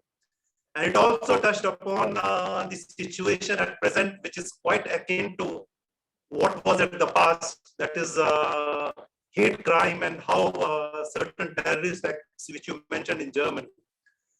And what really made me and made all of us, I presume, very happy that the strength of the community which you touched upon, the strength despite the discrimination, despite the hate crimes, and despite all the challenges which the Roma community has faced, they were able to survive. They are proud of their heritage, and which is what should be. And this spirit should continue. And I'm really happy that a young person like you speaking so proudly and sharing what problems you face, but still not losing hope. There's always a bright future on the other side. I'm quite happy to hear your presentation. I'm sure the others would also share the same views. Now I would go to our keynote speaker.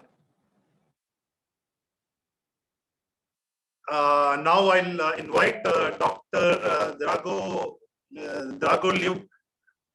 I'm not able to, I think I'm not wrong in pronouncing his name, is Dragoli Ekovic. He is the president of the Commission for War Reparation of the Roma World Organization. And on this important day, his presentation would bring us about the historical past, and maybe he would share thoughts about the future. What is in future for the Roma community, despite the discrimination, despite the problems which they continue to face, especially during the pandemic time, as has been reported by many of the presenters. So Dr. Ekovic, the floor is yours.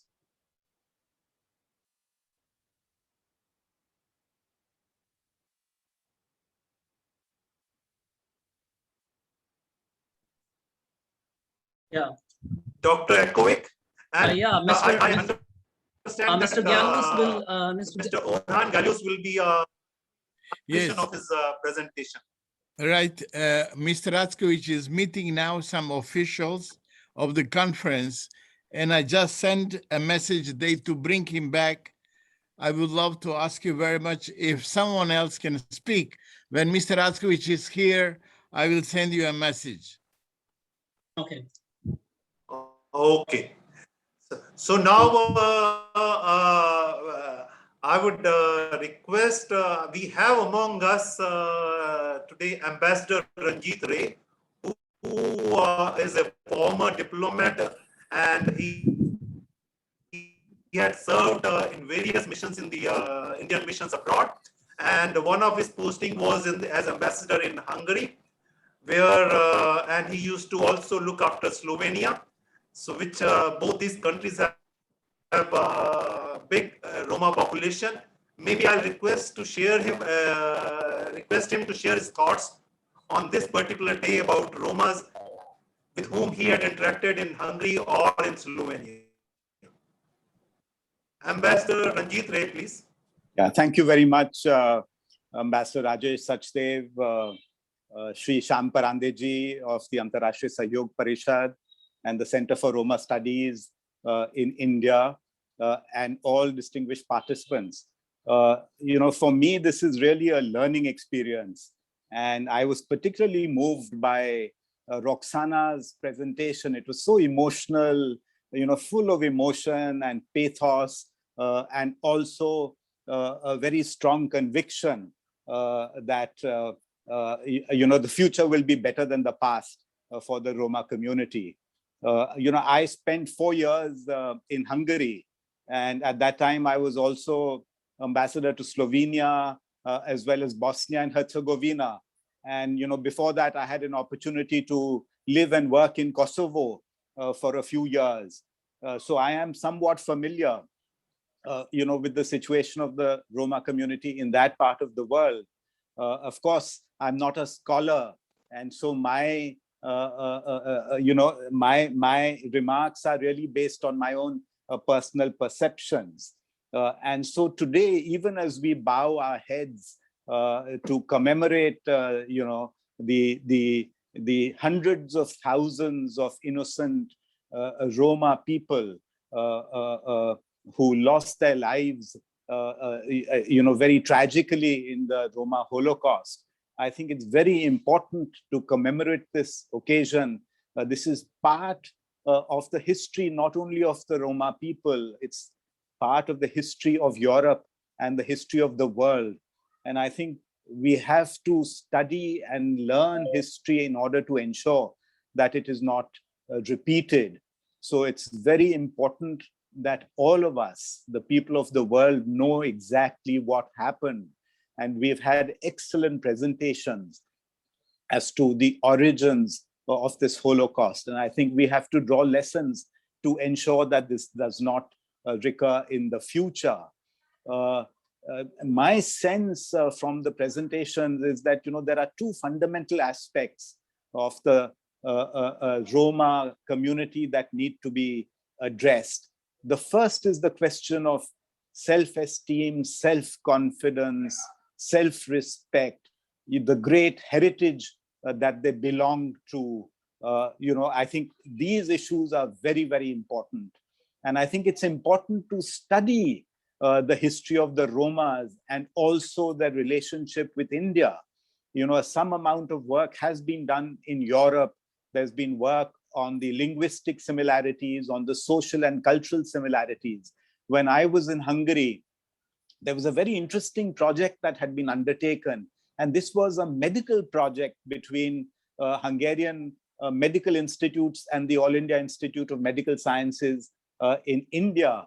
And, interestingly, they found that the Roma people who suffered from blood cancer, leukemia, did not find suitable donors in Europe, but they found suitable donors in India. So if you look at the DNA studies, you can see how the origin of these people actually comes from India and from communities and India. And can you imagine the historical experiences of these communities as they traveled from India through different countries, different cultures, different civilizations, different linguistic regions to arrive in Europe and other parts of the world? What a fascinating experience this would be. And I think it's very, very important that this experience is studied in detail. So that's the first point I wanted to make. And I think this is where organizations like the Center for Roma Studies, academic institutions in India can play a very important role. Another memory very much that I have through my interactions, I remember my Roma friend in Hungary was a man called Imre Bogdan. I'm told, unfortunately, that he passed away some years. And he used to tell me that, they have this nostalgic idea that India is the motherland. And many of them wanted to visit India. And perhaps we can arrange, perhaps the government of India could look at opportunities to, further strengthen this interaction and look at some back to roots programs for members of the Roma community. I know we have this, for Indian communities in Mauritius, in some of the Latin American countries. Perhaps a similar back to roots program can be launched for the Roma community. The other perception I have is of going to Pécs. This is in southern Hungary. And I went to a Gandhi school and I interacted with young Roma children. This was a school for Roma children. And this is an issue also. In Hungary, I found there was segregation. The Roma children studied in separate schools, and perhaps other communities did not want Roma children in their own schools. And this is an issue that needs to be looked at. But when I went to the Gandhi school in Pécs, I found that the children had the same ambitions, aspirations, desires. They wanted to improve in life, wanted to become doctors, engineers. So I think this is another area that is very, very important, and where we can also assist through scholarship programs. I know the government of India has a lot of scholarship programs, and perhaps those Roma children interested in their own heritage and culture, interested in learning something about India, can be offered such scholarships. A last point I wanted to make, and that is, in India itself, we don't have much awareness about the Roma community abroad. And I think we need to do much more domestically to create awareness and to inform our own people of the very strong connections, historical, ancient connections that we have with a very large community of Europeans, of European Roma and Roma in other parts of the world. Once again, I want to thank Antarashtriya Sahyog Parishad for giving me this opportunity to share from a layman's perspective some ideas and views that I have. Thank you very much. Thank you very much, Ambassador Ray, for sharing your thoughts on this subject based on your experiences in Hungary and Slovenia and Bosnia-Herzegovina. Thanks for your suggestions. Some of these in Center for Roma Studies and Cultural Relations, we are trying to implement. Basically, we are trying to do a lot of things to create awareness about Roma India linkages through a fortnightly newsletter which we issue and a monthly lecture on countries specific on Roma. We have done for 5 countries. We have done for Turkey, we have done for Argentina, we have done for Romania, Bulgaria. So many more countries will be taking on a monthly basis. And we do also hold webinars on specific issues, topics. Like today is one of the special, this thing on a culture we had done some. Yes, as regards the scholarships, we request our Roma brothers and sisters who are present today to encourage your people from your societies to avail of these scholarships, because Embassy of India in various countries has a role in sending the application to India for scholarships. So you have to really tell your friends or institutions to give this information to them so that they can send the applications to Embassy. And we will try to help in whatever way possible, because ICCR, which is the implementing agency, has promised that they would help in this. And we are trying to special scholarships on culture aspect like dance, music, which are a passion for Romas, and they have some similarities with India. Thank you very much for your suggestions. And now, before Dr. Ekovic joins us, may I request if anyone else has any views or would like to share their thoughts? Dr. Punita ji, would you share some of your views? Yes. No, I'm just so happy to be a part of this conference today, because it's always been on my agenda. The floor is yours. Yeah, no, it's always been on my agenda after having visited Auschwitz a couple of times and, been at August 2 events, that we really needed to do something. And so I'm really happy that ARSP took the initiative.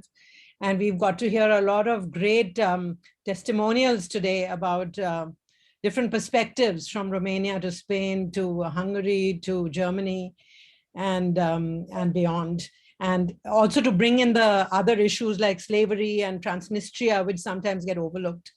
So yes, I think it's been a great afternoon of commemoration. And I mean, I think we can save questions for later. We are still, Dragan is still going to speak, right?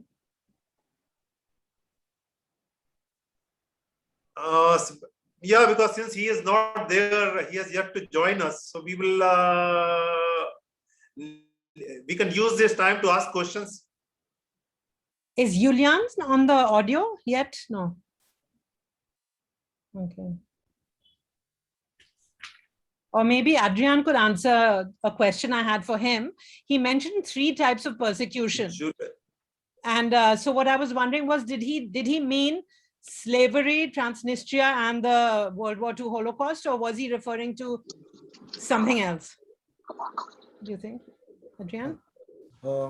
Maybe I wasn't clear. So for 5 centuries, from 14th century to the 19th century, the Roma were slaves in the Romanian territory. And the second persecution of the Roma was during the Holocaust in Romania, during the World War II, when were deported from Romania to Transnistria. Transnistria was an occupied territory in Ukraine. It was occupied by the Romanian army. And in that territory were deported a part of the Jews from Romania and the Roma deported from Romania.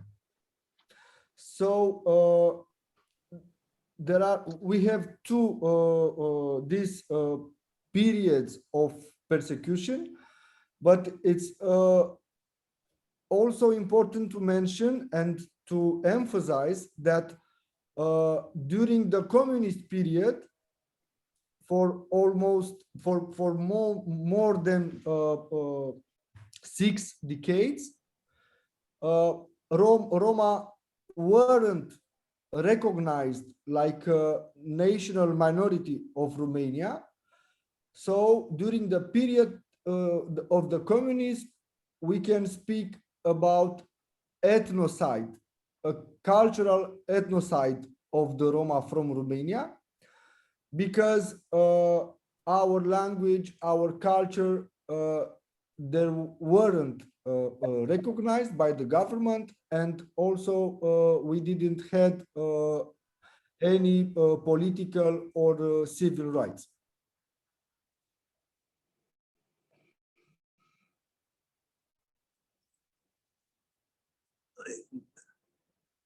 Since we have some more time, would anyone else like to make any comments, any questions?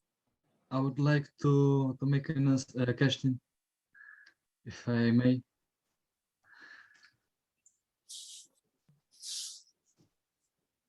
Yes, please. Okay. I greet. Yes, Mr. everyone. Santos. Okay, thank you. I greet everyone once more, and my question is for Cayetano. My question is, noting the rise of new far-right parties and movements around the world, is it possible, despite the advances in human rights that have been noticed, that a new Samudari pen could happen again in the future?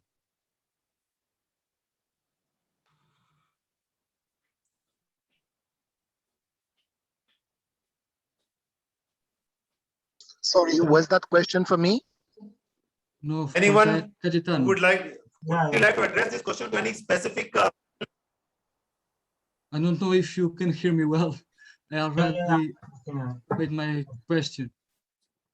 I think your question is just to be sure if with the rise of the far right in Europe, if we can see like in the future a new Samudari pen coming on. Yes, right? yes, if it's possible to happen again in the future. Well, actually, what I was trying to address before is that the Samudari pen or the genocidal practices against us is not something that ends in the past. In my view, it didn't end symbolically, because there were no reparation, there have been no recognition, or very timid few recognition, and also in material way.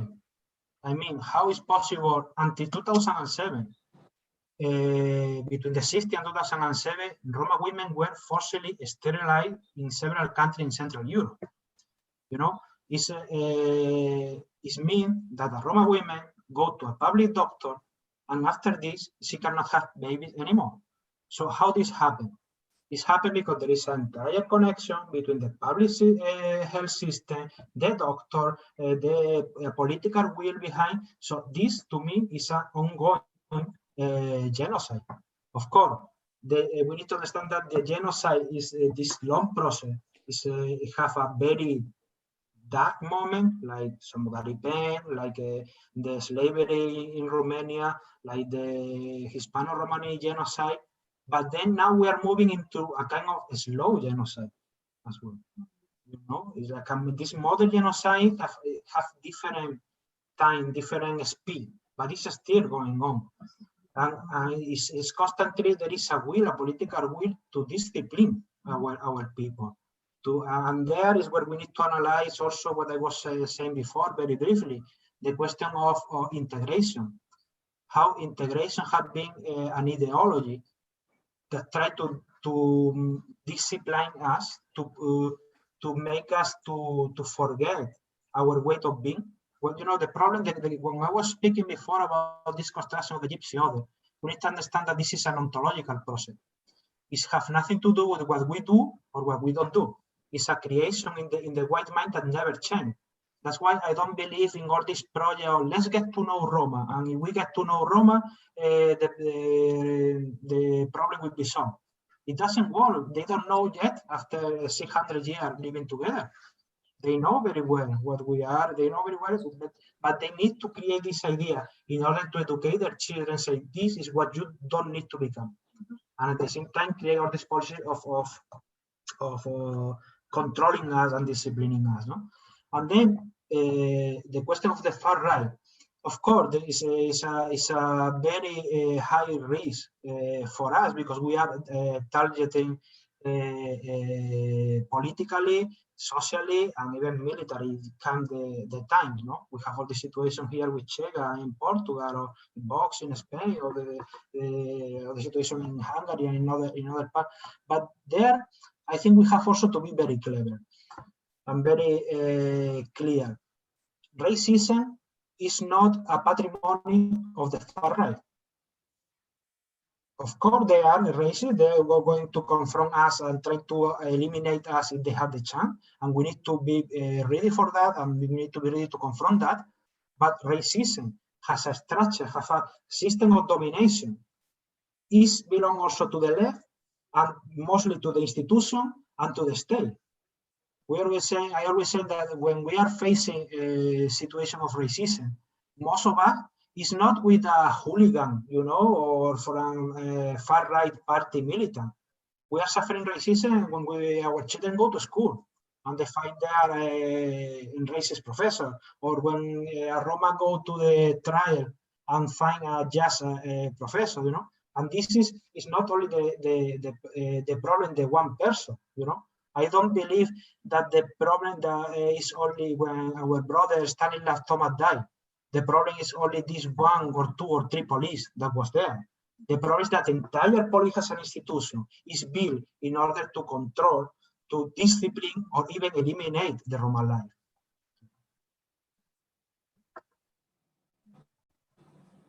May I add something to that? Okay. Dr. Punitaji, I see that Mr. Khan is there. So would you like to address your question to him? Hello. Mr. Orhan. It's okay. Mr. I think Orhan, Adrian addressed you it. wanted to say something?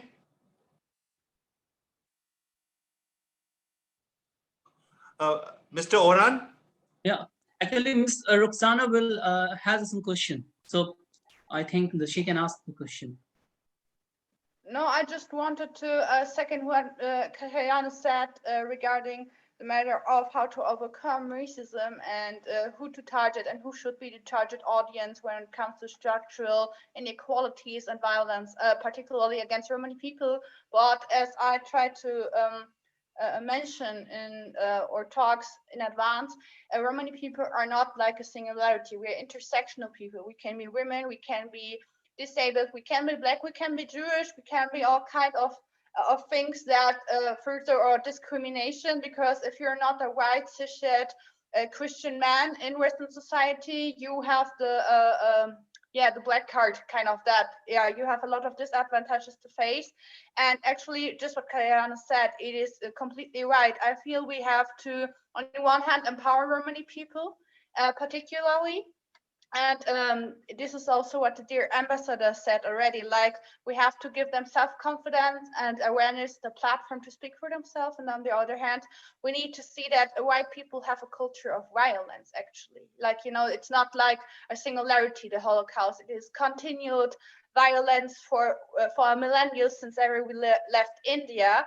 And it is not that we are the problem. Like, we brought culture and we brought prosperity to Europe. It's not like we started a war. Romani people never started a war or a genocide. It was always white people. So I feel like what is missing nowadays is not we need white people to get to know us better, because Kaya said it perfectly. There's enough literature, there's enough lessons being given on that, so everybody who wants to know something about Romani people can just Google it in 2 seconds.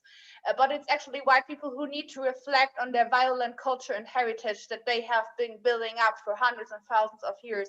And black communities and black civil rights movements are addressing this perfectly. actually. Right now, we see ever since or particularly since the death of George Floyd and the worldwide Black Lives Matter movement, which also includes, of course, brown people, particularly also from India, that they claim, okay, critical whiteness, white people need to take accountability and start to reflect and start to actively become anti-racist. And yeah, this is what we need to be a message out of all of these conferences and commemoration. It is not of help to just commemorate once a year and say, oh, everything was so sad, and there was so much violence, and here give an address, and here give another speech. This will not help any Romani people out there. We need to talk about redistribution of resources. We need to talk about justice, and we need to talk about fighting structural inequalities by addressing systems of power that are very much affecting the lives not only of Romani people, but of other marginalized groups as well.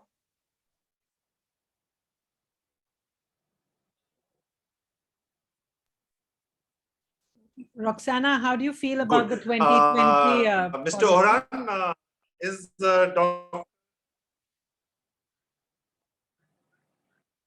Dr. Ekovic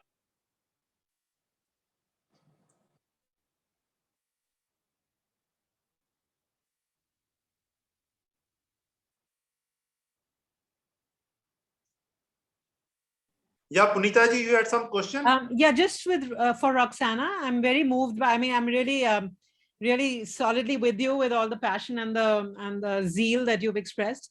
But this 2020 policy, I mean, policy that was adopted by the EU, are you hopeful about that, or you seem quite cynical about that? What do you think this holds for the future? I feel it's ridiculous and it's a joke to have something adopted that is called you are talking about the Roma integration strategy, right? That's right, the October 2020. So let me tell you one thing. I'm a German citizen. My ancestors have been living in Europe for 1,000 years and 700 particularly in Germany. We have built the society from its grounds, and I'm talking not only about the culture that we brought back from India, to the Europeans with all the music, dancing, and all knowledge about crafting. But I'm talking particularly about how the wealth of nowadays Europe, nowadays Germany was built on our exploitation and labor. So I don't have to integrate in a society that was built on the back of the labor of my ancestors and my families. So I don't know who was getting this genius idea of Romani people needing to be integrated, but I think when we are taking a look on European values, on humanitarian and democratic values, and when we look who is violating these values, we need a Gaza action plan to integrate Gaza people in European culture, because the European culture is based on humanitarian democratic values, and it's Gaza people violating these values and are not very well integrated in the culture that Europeans trying to build. It's not the Romani people. I hope I answered your question as good as I could. Yes. Yeah. Okay. Thanks. Can I also add something about so this Mr. question? Orhan, is Dr. Ekovic? Ketano had something to add. Yeah, very Yes, briefly. Can I? Should I or not? Okay, just very briefly, I totally agree with what Roxanna was saying. And beside that, we need to understand that all this question of the framework of integration have been used to usurp our political voice. I mean, further, this is a huge failure. Now we are speaking about integration 2020 after failing the decade of integration 2005-2015. You know, a lot of money was put in there. Nobody make an accountability about that. We all know that this is failing. So for what is useful? This is useful actually because the state create their own political subject with this kind of call for integration. So at the end, when they want to discuss the political future of our people, they don't discuss politically with us. They use NGOs to make them our political voice. So of course, they are always asking for more money, for more projects, to keep the business going on. But there is never a real political debate in sense of how we build our own emancipation.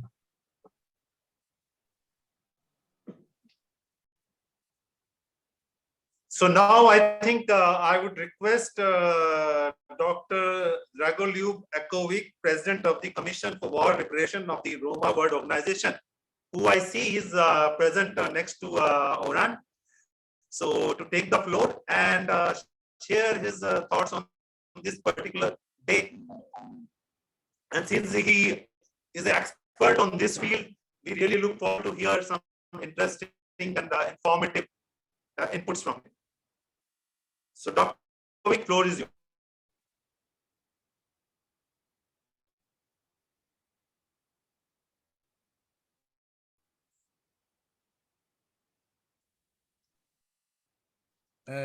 Dr. Atkovic will speak in Serbian and I will translate into English. Yes, Orhan. My problem is English language. I speak very bad.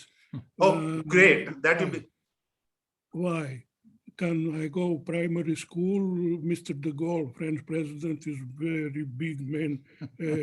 Chaque élève, allez à l'école. Moj kolega će prevoditi ovo što ću ja Okay, I reći. will translate. Go on. O stradanjima romskog i jevrejskog naroda u Drugom svjetskom ratu napisane su brojne knjige, pre svega o jevrejskom narodu.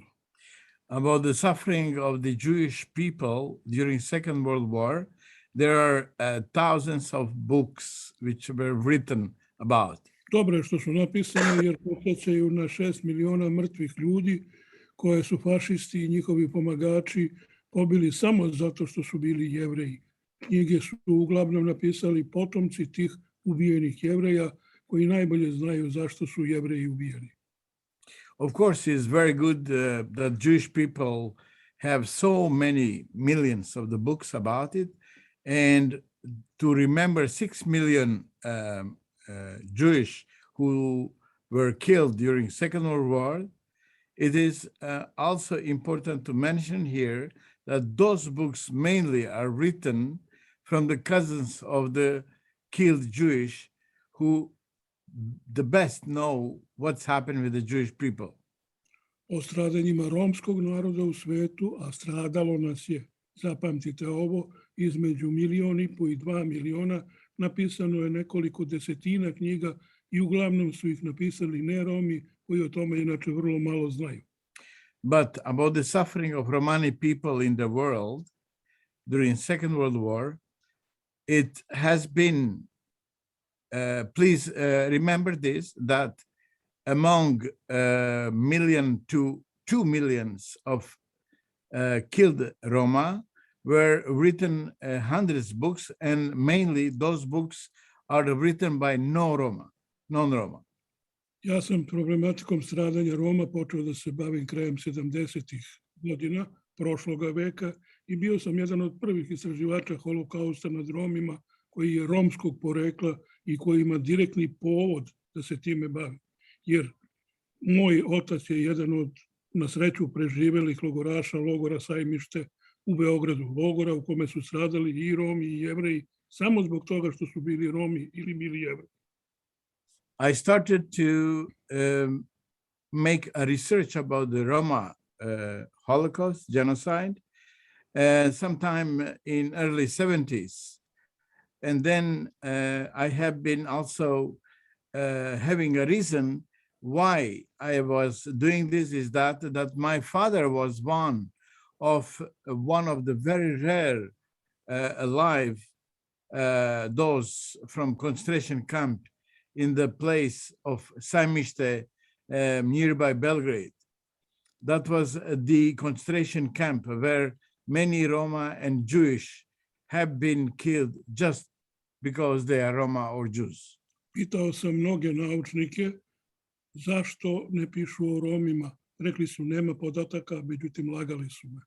I was asking many researchers and scientists why they don't write about Roma. They were always lying me that there are no dates, no information about it. Podstaklo me je nekoliko naučnika i javnih radnika iz Srbije ili iz sveta i ja sam objavio nekoliko knjiga na srpskom, romskom, engleskom, slovenačkom, španskom jeziku i tako dalje, u kojima egzaktno dokazujem da podaci koje nude neromski naučnici nisu tačni. I was very much influenced by some scientists and known researchers from Serbia and the world, and I have been publishing a number of the books in Serbian, Romani, English, Slovenian, and Spanish. And in those books, I have been confirming, especially that in this last war in former Yugoslavia, as well in other places around of the world, that they were suffering a very big number of the Roma than of those information that they were giving by non-Romani researchers. Ja se posebno bavim istraživanjima stradanja Roma u Jasenovcu. I am very specially involved in research about the suffering Roma in the concentration camp of Jasenovac in Croatia. Kažu naučnici neromskog porekla da je tamo stradalo nekoliko hiljada, najviše 8.000 Roma. The non-Roma scientists and researchers, they were confirming me that a few thousands of Roma were killed in the concentration camp of Jasenovac. Ja kažem da ih je stradalo mnogo više. Na osnovu čega? Pa na osnovu podataka koje posjedujem, a stradali ih je oko 80.000. And of course, I have been coming to a very important days that in concentration camp in Jasenovac, as the non-Romani researchers telling that few thousands Roma were killed, but I have dates, confirmation that there were about 80,000 Roma killed in the camp of Jasenovac. Nisam zadovoljan dosadašnjim istraživanjima naših stradanja, pa zato smatram i zalažem se da se genocid nad Romima vrši, proučava u svim delovima sveta kako bi se utvrdila prava istina o širini toga stradanja i kako bi se negativno uticalo na sve one koji u sadašnje vreme tuku, maltretiraju ili ubijaju Rome, o čemu je i na ovoj konferenciji bilo reči. As many of the participants mentioned, but I have to tell that I am not at all satisfied about the research on Roma genocide that happened actually in many parts of the world. And we have to confirm the truth. We have to say the truth about sufferings and killings. And this is actually the way how we have to show that today when those who are beating us, killing us, and makes us bad, that we have to show that this is a continuation. And that's why those scientists who were inspiring me actually, that I have to continue and to speak about Roma genocide because it was too long to be silent. Mi moramo, naročito mi Romi koji se bavimo ovom problematikom, da organizujemo institucije koje će se baviti istraživanjima genocida, holokausta, pora i mosa nad Romima. And we, those Roma who are researchers, scientists, related to Roma genocide, research on Roma genocide actually, should be kind of a very special field and make a networking of institutions who are working in this field and come together in a sense to bring the truth and the realities, what really happened to Romani people. Posao moj i moje generacije u ovoj oblasti je da podstaknemo mlade ljude, mlade istraživače, Rome koji će se baviti ovom problematikom. My job today really is to prepare, to give to the younger generation of Romani people that they can continue research about Roma genocide because it is very important part of our history. Verujem da ovakve konferencije, a takvih mora biti mnogo više, doprinose svemu ovome o čemu sam govorio. I do believe very much this type of conference that is organized by you can bring very much and can bring so much that we can have very good cooperation in a sense that we will bring the truthful information, the reality about the Roma, and that is one of the best issues that I can imagine. Krajnje je vreme da počnemo time da se bavimo, jer setimo se šta se ovih dana događalo u Češkoj, a to je to u stvari.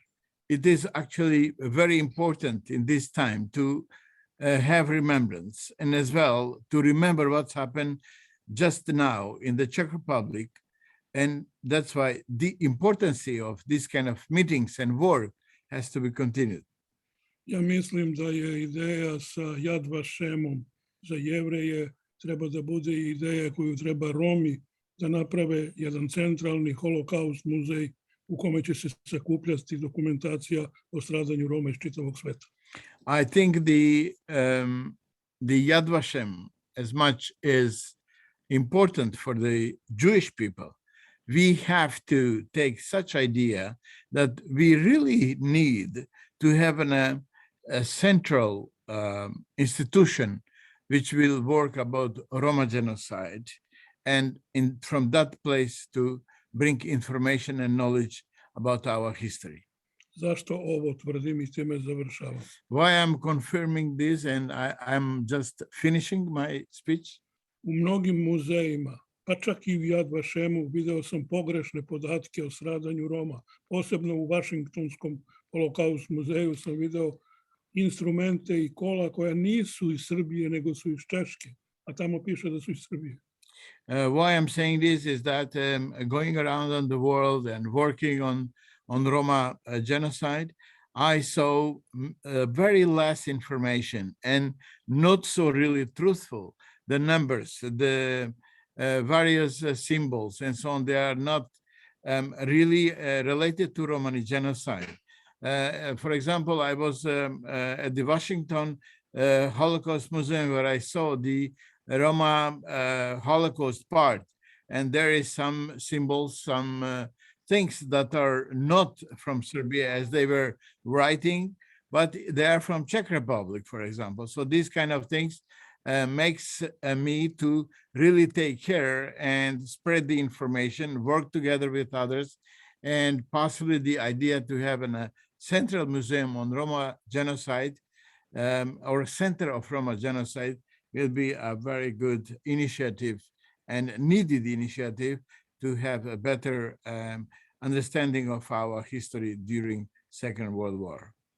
Ja ovih dana završavam digitalizaciju nekoliko hiljada dokumenata o stradanju Roma. Mi ćemo sve to staviti na sajt, tako da ćete svi vi, gospodo draga, moći da vidite te dokumente. Let me tell you that in these days I'm very busy with the scanning of thousands of documents that we will publish in our website.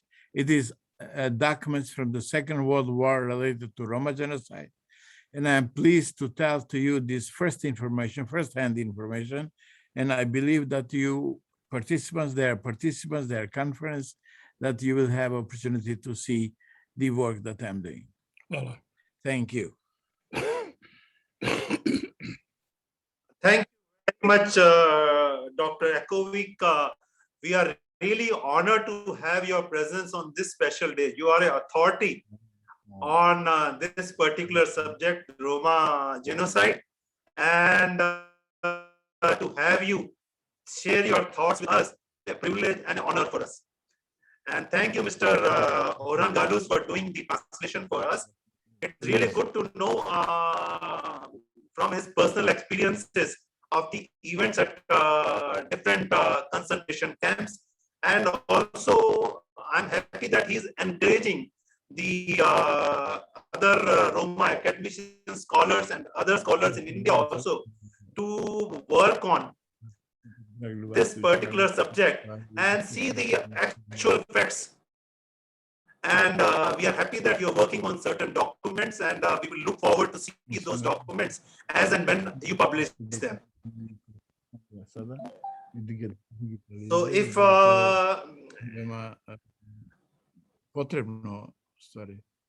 so if anyone has any comments or questions before we close because it is already 2.5 hours, and I know it is long for some of the people. Any comments, any questions?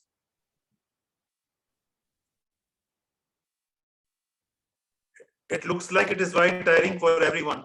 It is 2.5 hours, a very long conference, but very productive, very interesting. And I must say that I really enjoyed each minute of it. Thanks to all the participants And it is good to see that we Adrian has had a many comment. young participants who were very Adrian has enthusiastic, a comment. who shared. Yeah. I want just to say, Punita ji? just to say a few words, and to I'm very grateful for all the work that was carried out regarding the Roma Holocaust, and I consider that a concrete action that we can do together is to have I don't know, next year or in the few months, to prepare together a conference in which to invite Roma scholars in order to speak and to show our work regarding the Roma Holocaust all over the Europe, because like was mentioned before, the Holocaust has just one sense. It was about the persecution and the killing of the Roma from all over the Europe. And I'm saying this because if we look to the historiography in general, the sense it's that we must speak about the specificity of the Holocaust from each country. But we need an encyclopedia of the Roma Holocaust all over the Europe in order to transmit a common sense, just one sense of what meant the Roma Holocaust all over the Europe, because I think that this will give us a common framework of the way and ideology for which we were persecuted during the Second World War II. So I think it's important to put together all our work in order to give a common sense to our history and not to be influenced only by our national histories. Thank you. Yeah, thank you. Sir, I have one observation I would like to put, if you allow me. Yeah, please. All right, thank you, sir. And first of all, I thank all the panelists. I listened with rapt attention, and I came across the different perspectives and the different vantage point. The one thing is very clear now. It is very conspicuous to me that as we turn over the pages of history, we find that the Holocaust, as the Orhan Galvez mentioned, and even the Adrian mentioned, that Adrian linked the Holocaust to the slavery system, and Orhan gave a bird's eye view about all these, the French, Vichy French, and Vichy France, and other situations. But I also find that there are a lot of legal institutions which were placed, like the Egyptian Act in 5030 and the Privy Council Act, Privy Council Ordinance of Scotland in 1603, and Highway Act, and all these, the acts were introduced to set the tone, to prepare the ground for discrimination, and after that, the persecution and the genocide and Holocaust of Roma community. Even in Germany, 1905, there was an initiative taken by the Munich government to document the ethnographic trend of Roma people. So that's already prepared the ground for the persecution and the systematic killing of the Roma community. So I still find that such kind of mechanism still in a different form, in a new form, and still exist and still continue. Because as Orhan mentioned about the Czech Republic, the young Roma, Rome, was killed by the police, and that was a similar mechanism, because all these acts were there to flog the Roma people, burn the Roma people, send the Roma to the galley, and the persecute, discriminate, ostracize, and kick them out of the territory, whether it's Tresa, means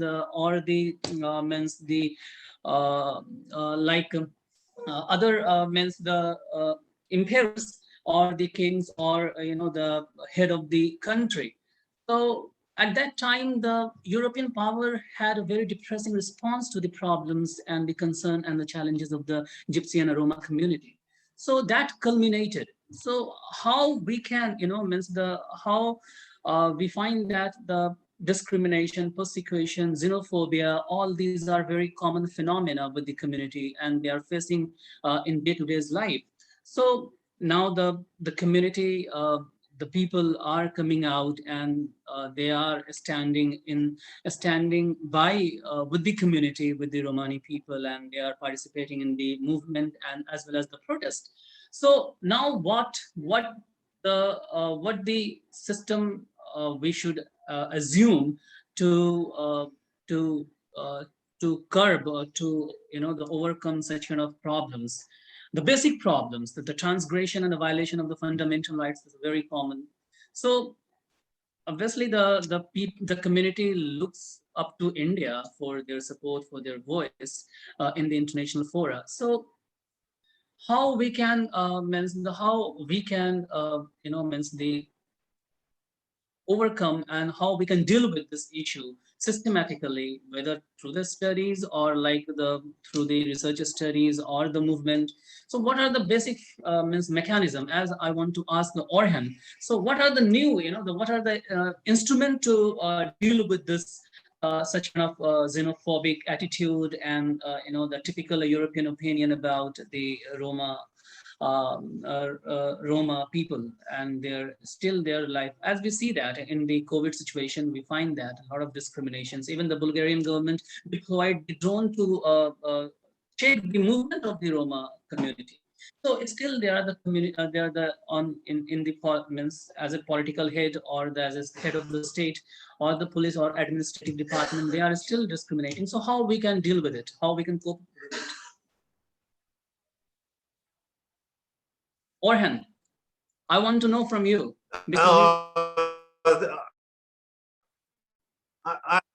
I think, Orhan, since it is already more than 2.5 hours, so basically we like to conclude. So Orhan, would you like to make a comment, but be very short so that we can conclude well in time. Orhan, would you like to react to this? Yes, of course. Just very shortly, extremely shortly. The situation is very complex. And answer will be, from my point, is that Romani movement has to get to a new format.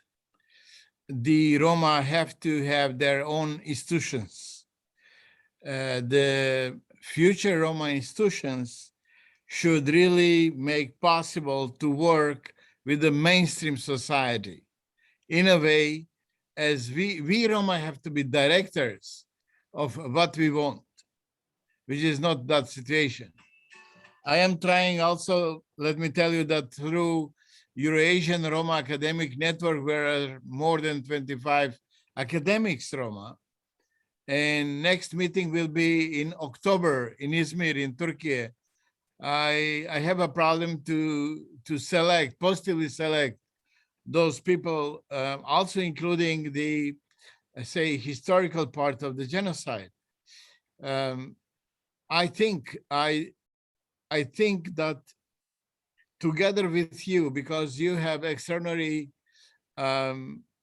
very good experts and very experienced experts about issues that you can address to Roma, because unfortunately, until today, we did not still have such a cooperation using, say, Indian experience, historical experiences, how we can address this in Europe, how we have to organize actually the, as Atsuki said, we should have a central museum. That means we would love to have, of course, the world organizations that will address Romani communities around of the world. One of last point I would make, you know, we Roma, we are not controlling our image until we don't come to a point that we have to control, that we can control our image, then we can react as properly as we think, as we wish. Thank you. And I want to thank you once more for the conference, really. And yeah, this is a result of the Thank you very much.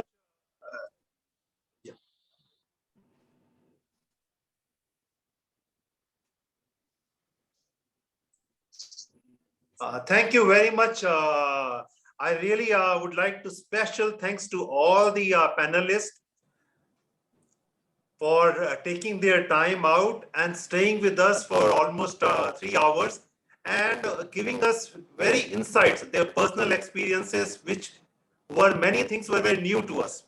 And as we are discussed, as Orhan mentioned, we would be too happy to cooperate with any initiative on any aspects which touches upon Roma in India and Roma issues. And we can assure you that we are making all out efforts on our part to create awareness in India, not only in the public, but also in the governmental institutions and governmental bodies, how to cooperate and have a joint initiatives in various things, be it culture, be it education, be it economic, be it anywhere else. So we have been assured support by various governmental agencies. We would be very happy to hear your suggestions, and you're always welcome to approach us. And we always will look forward to your support and would like to invite you for our future events. Please do help us and guide us in the way we can bring this relationship to a greater heights. Thank you very much. And with this, we'd like to conclude the meeting.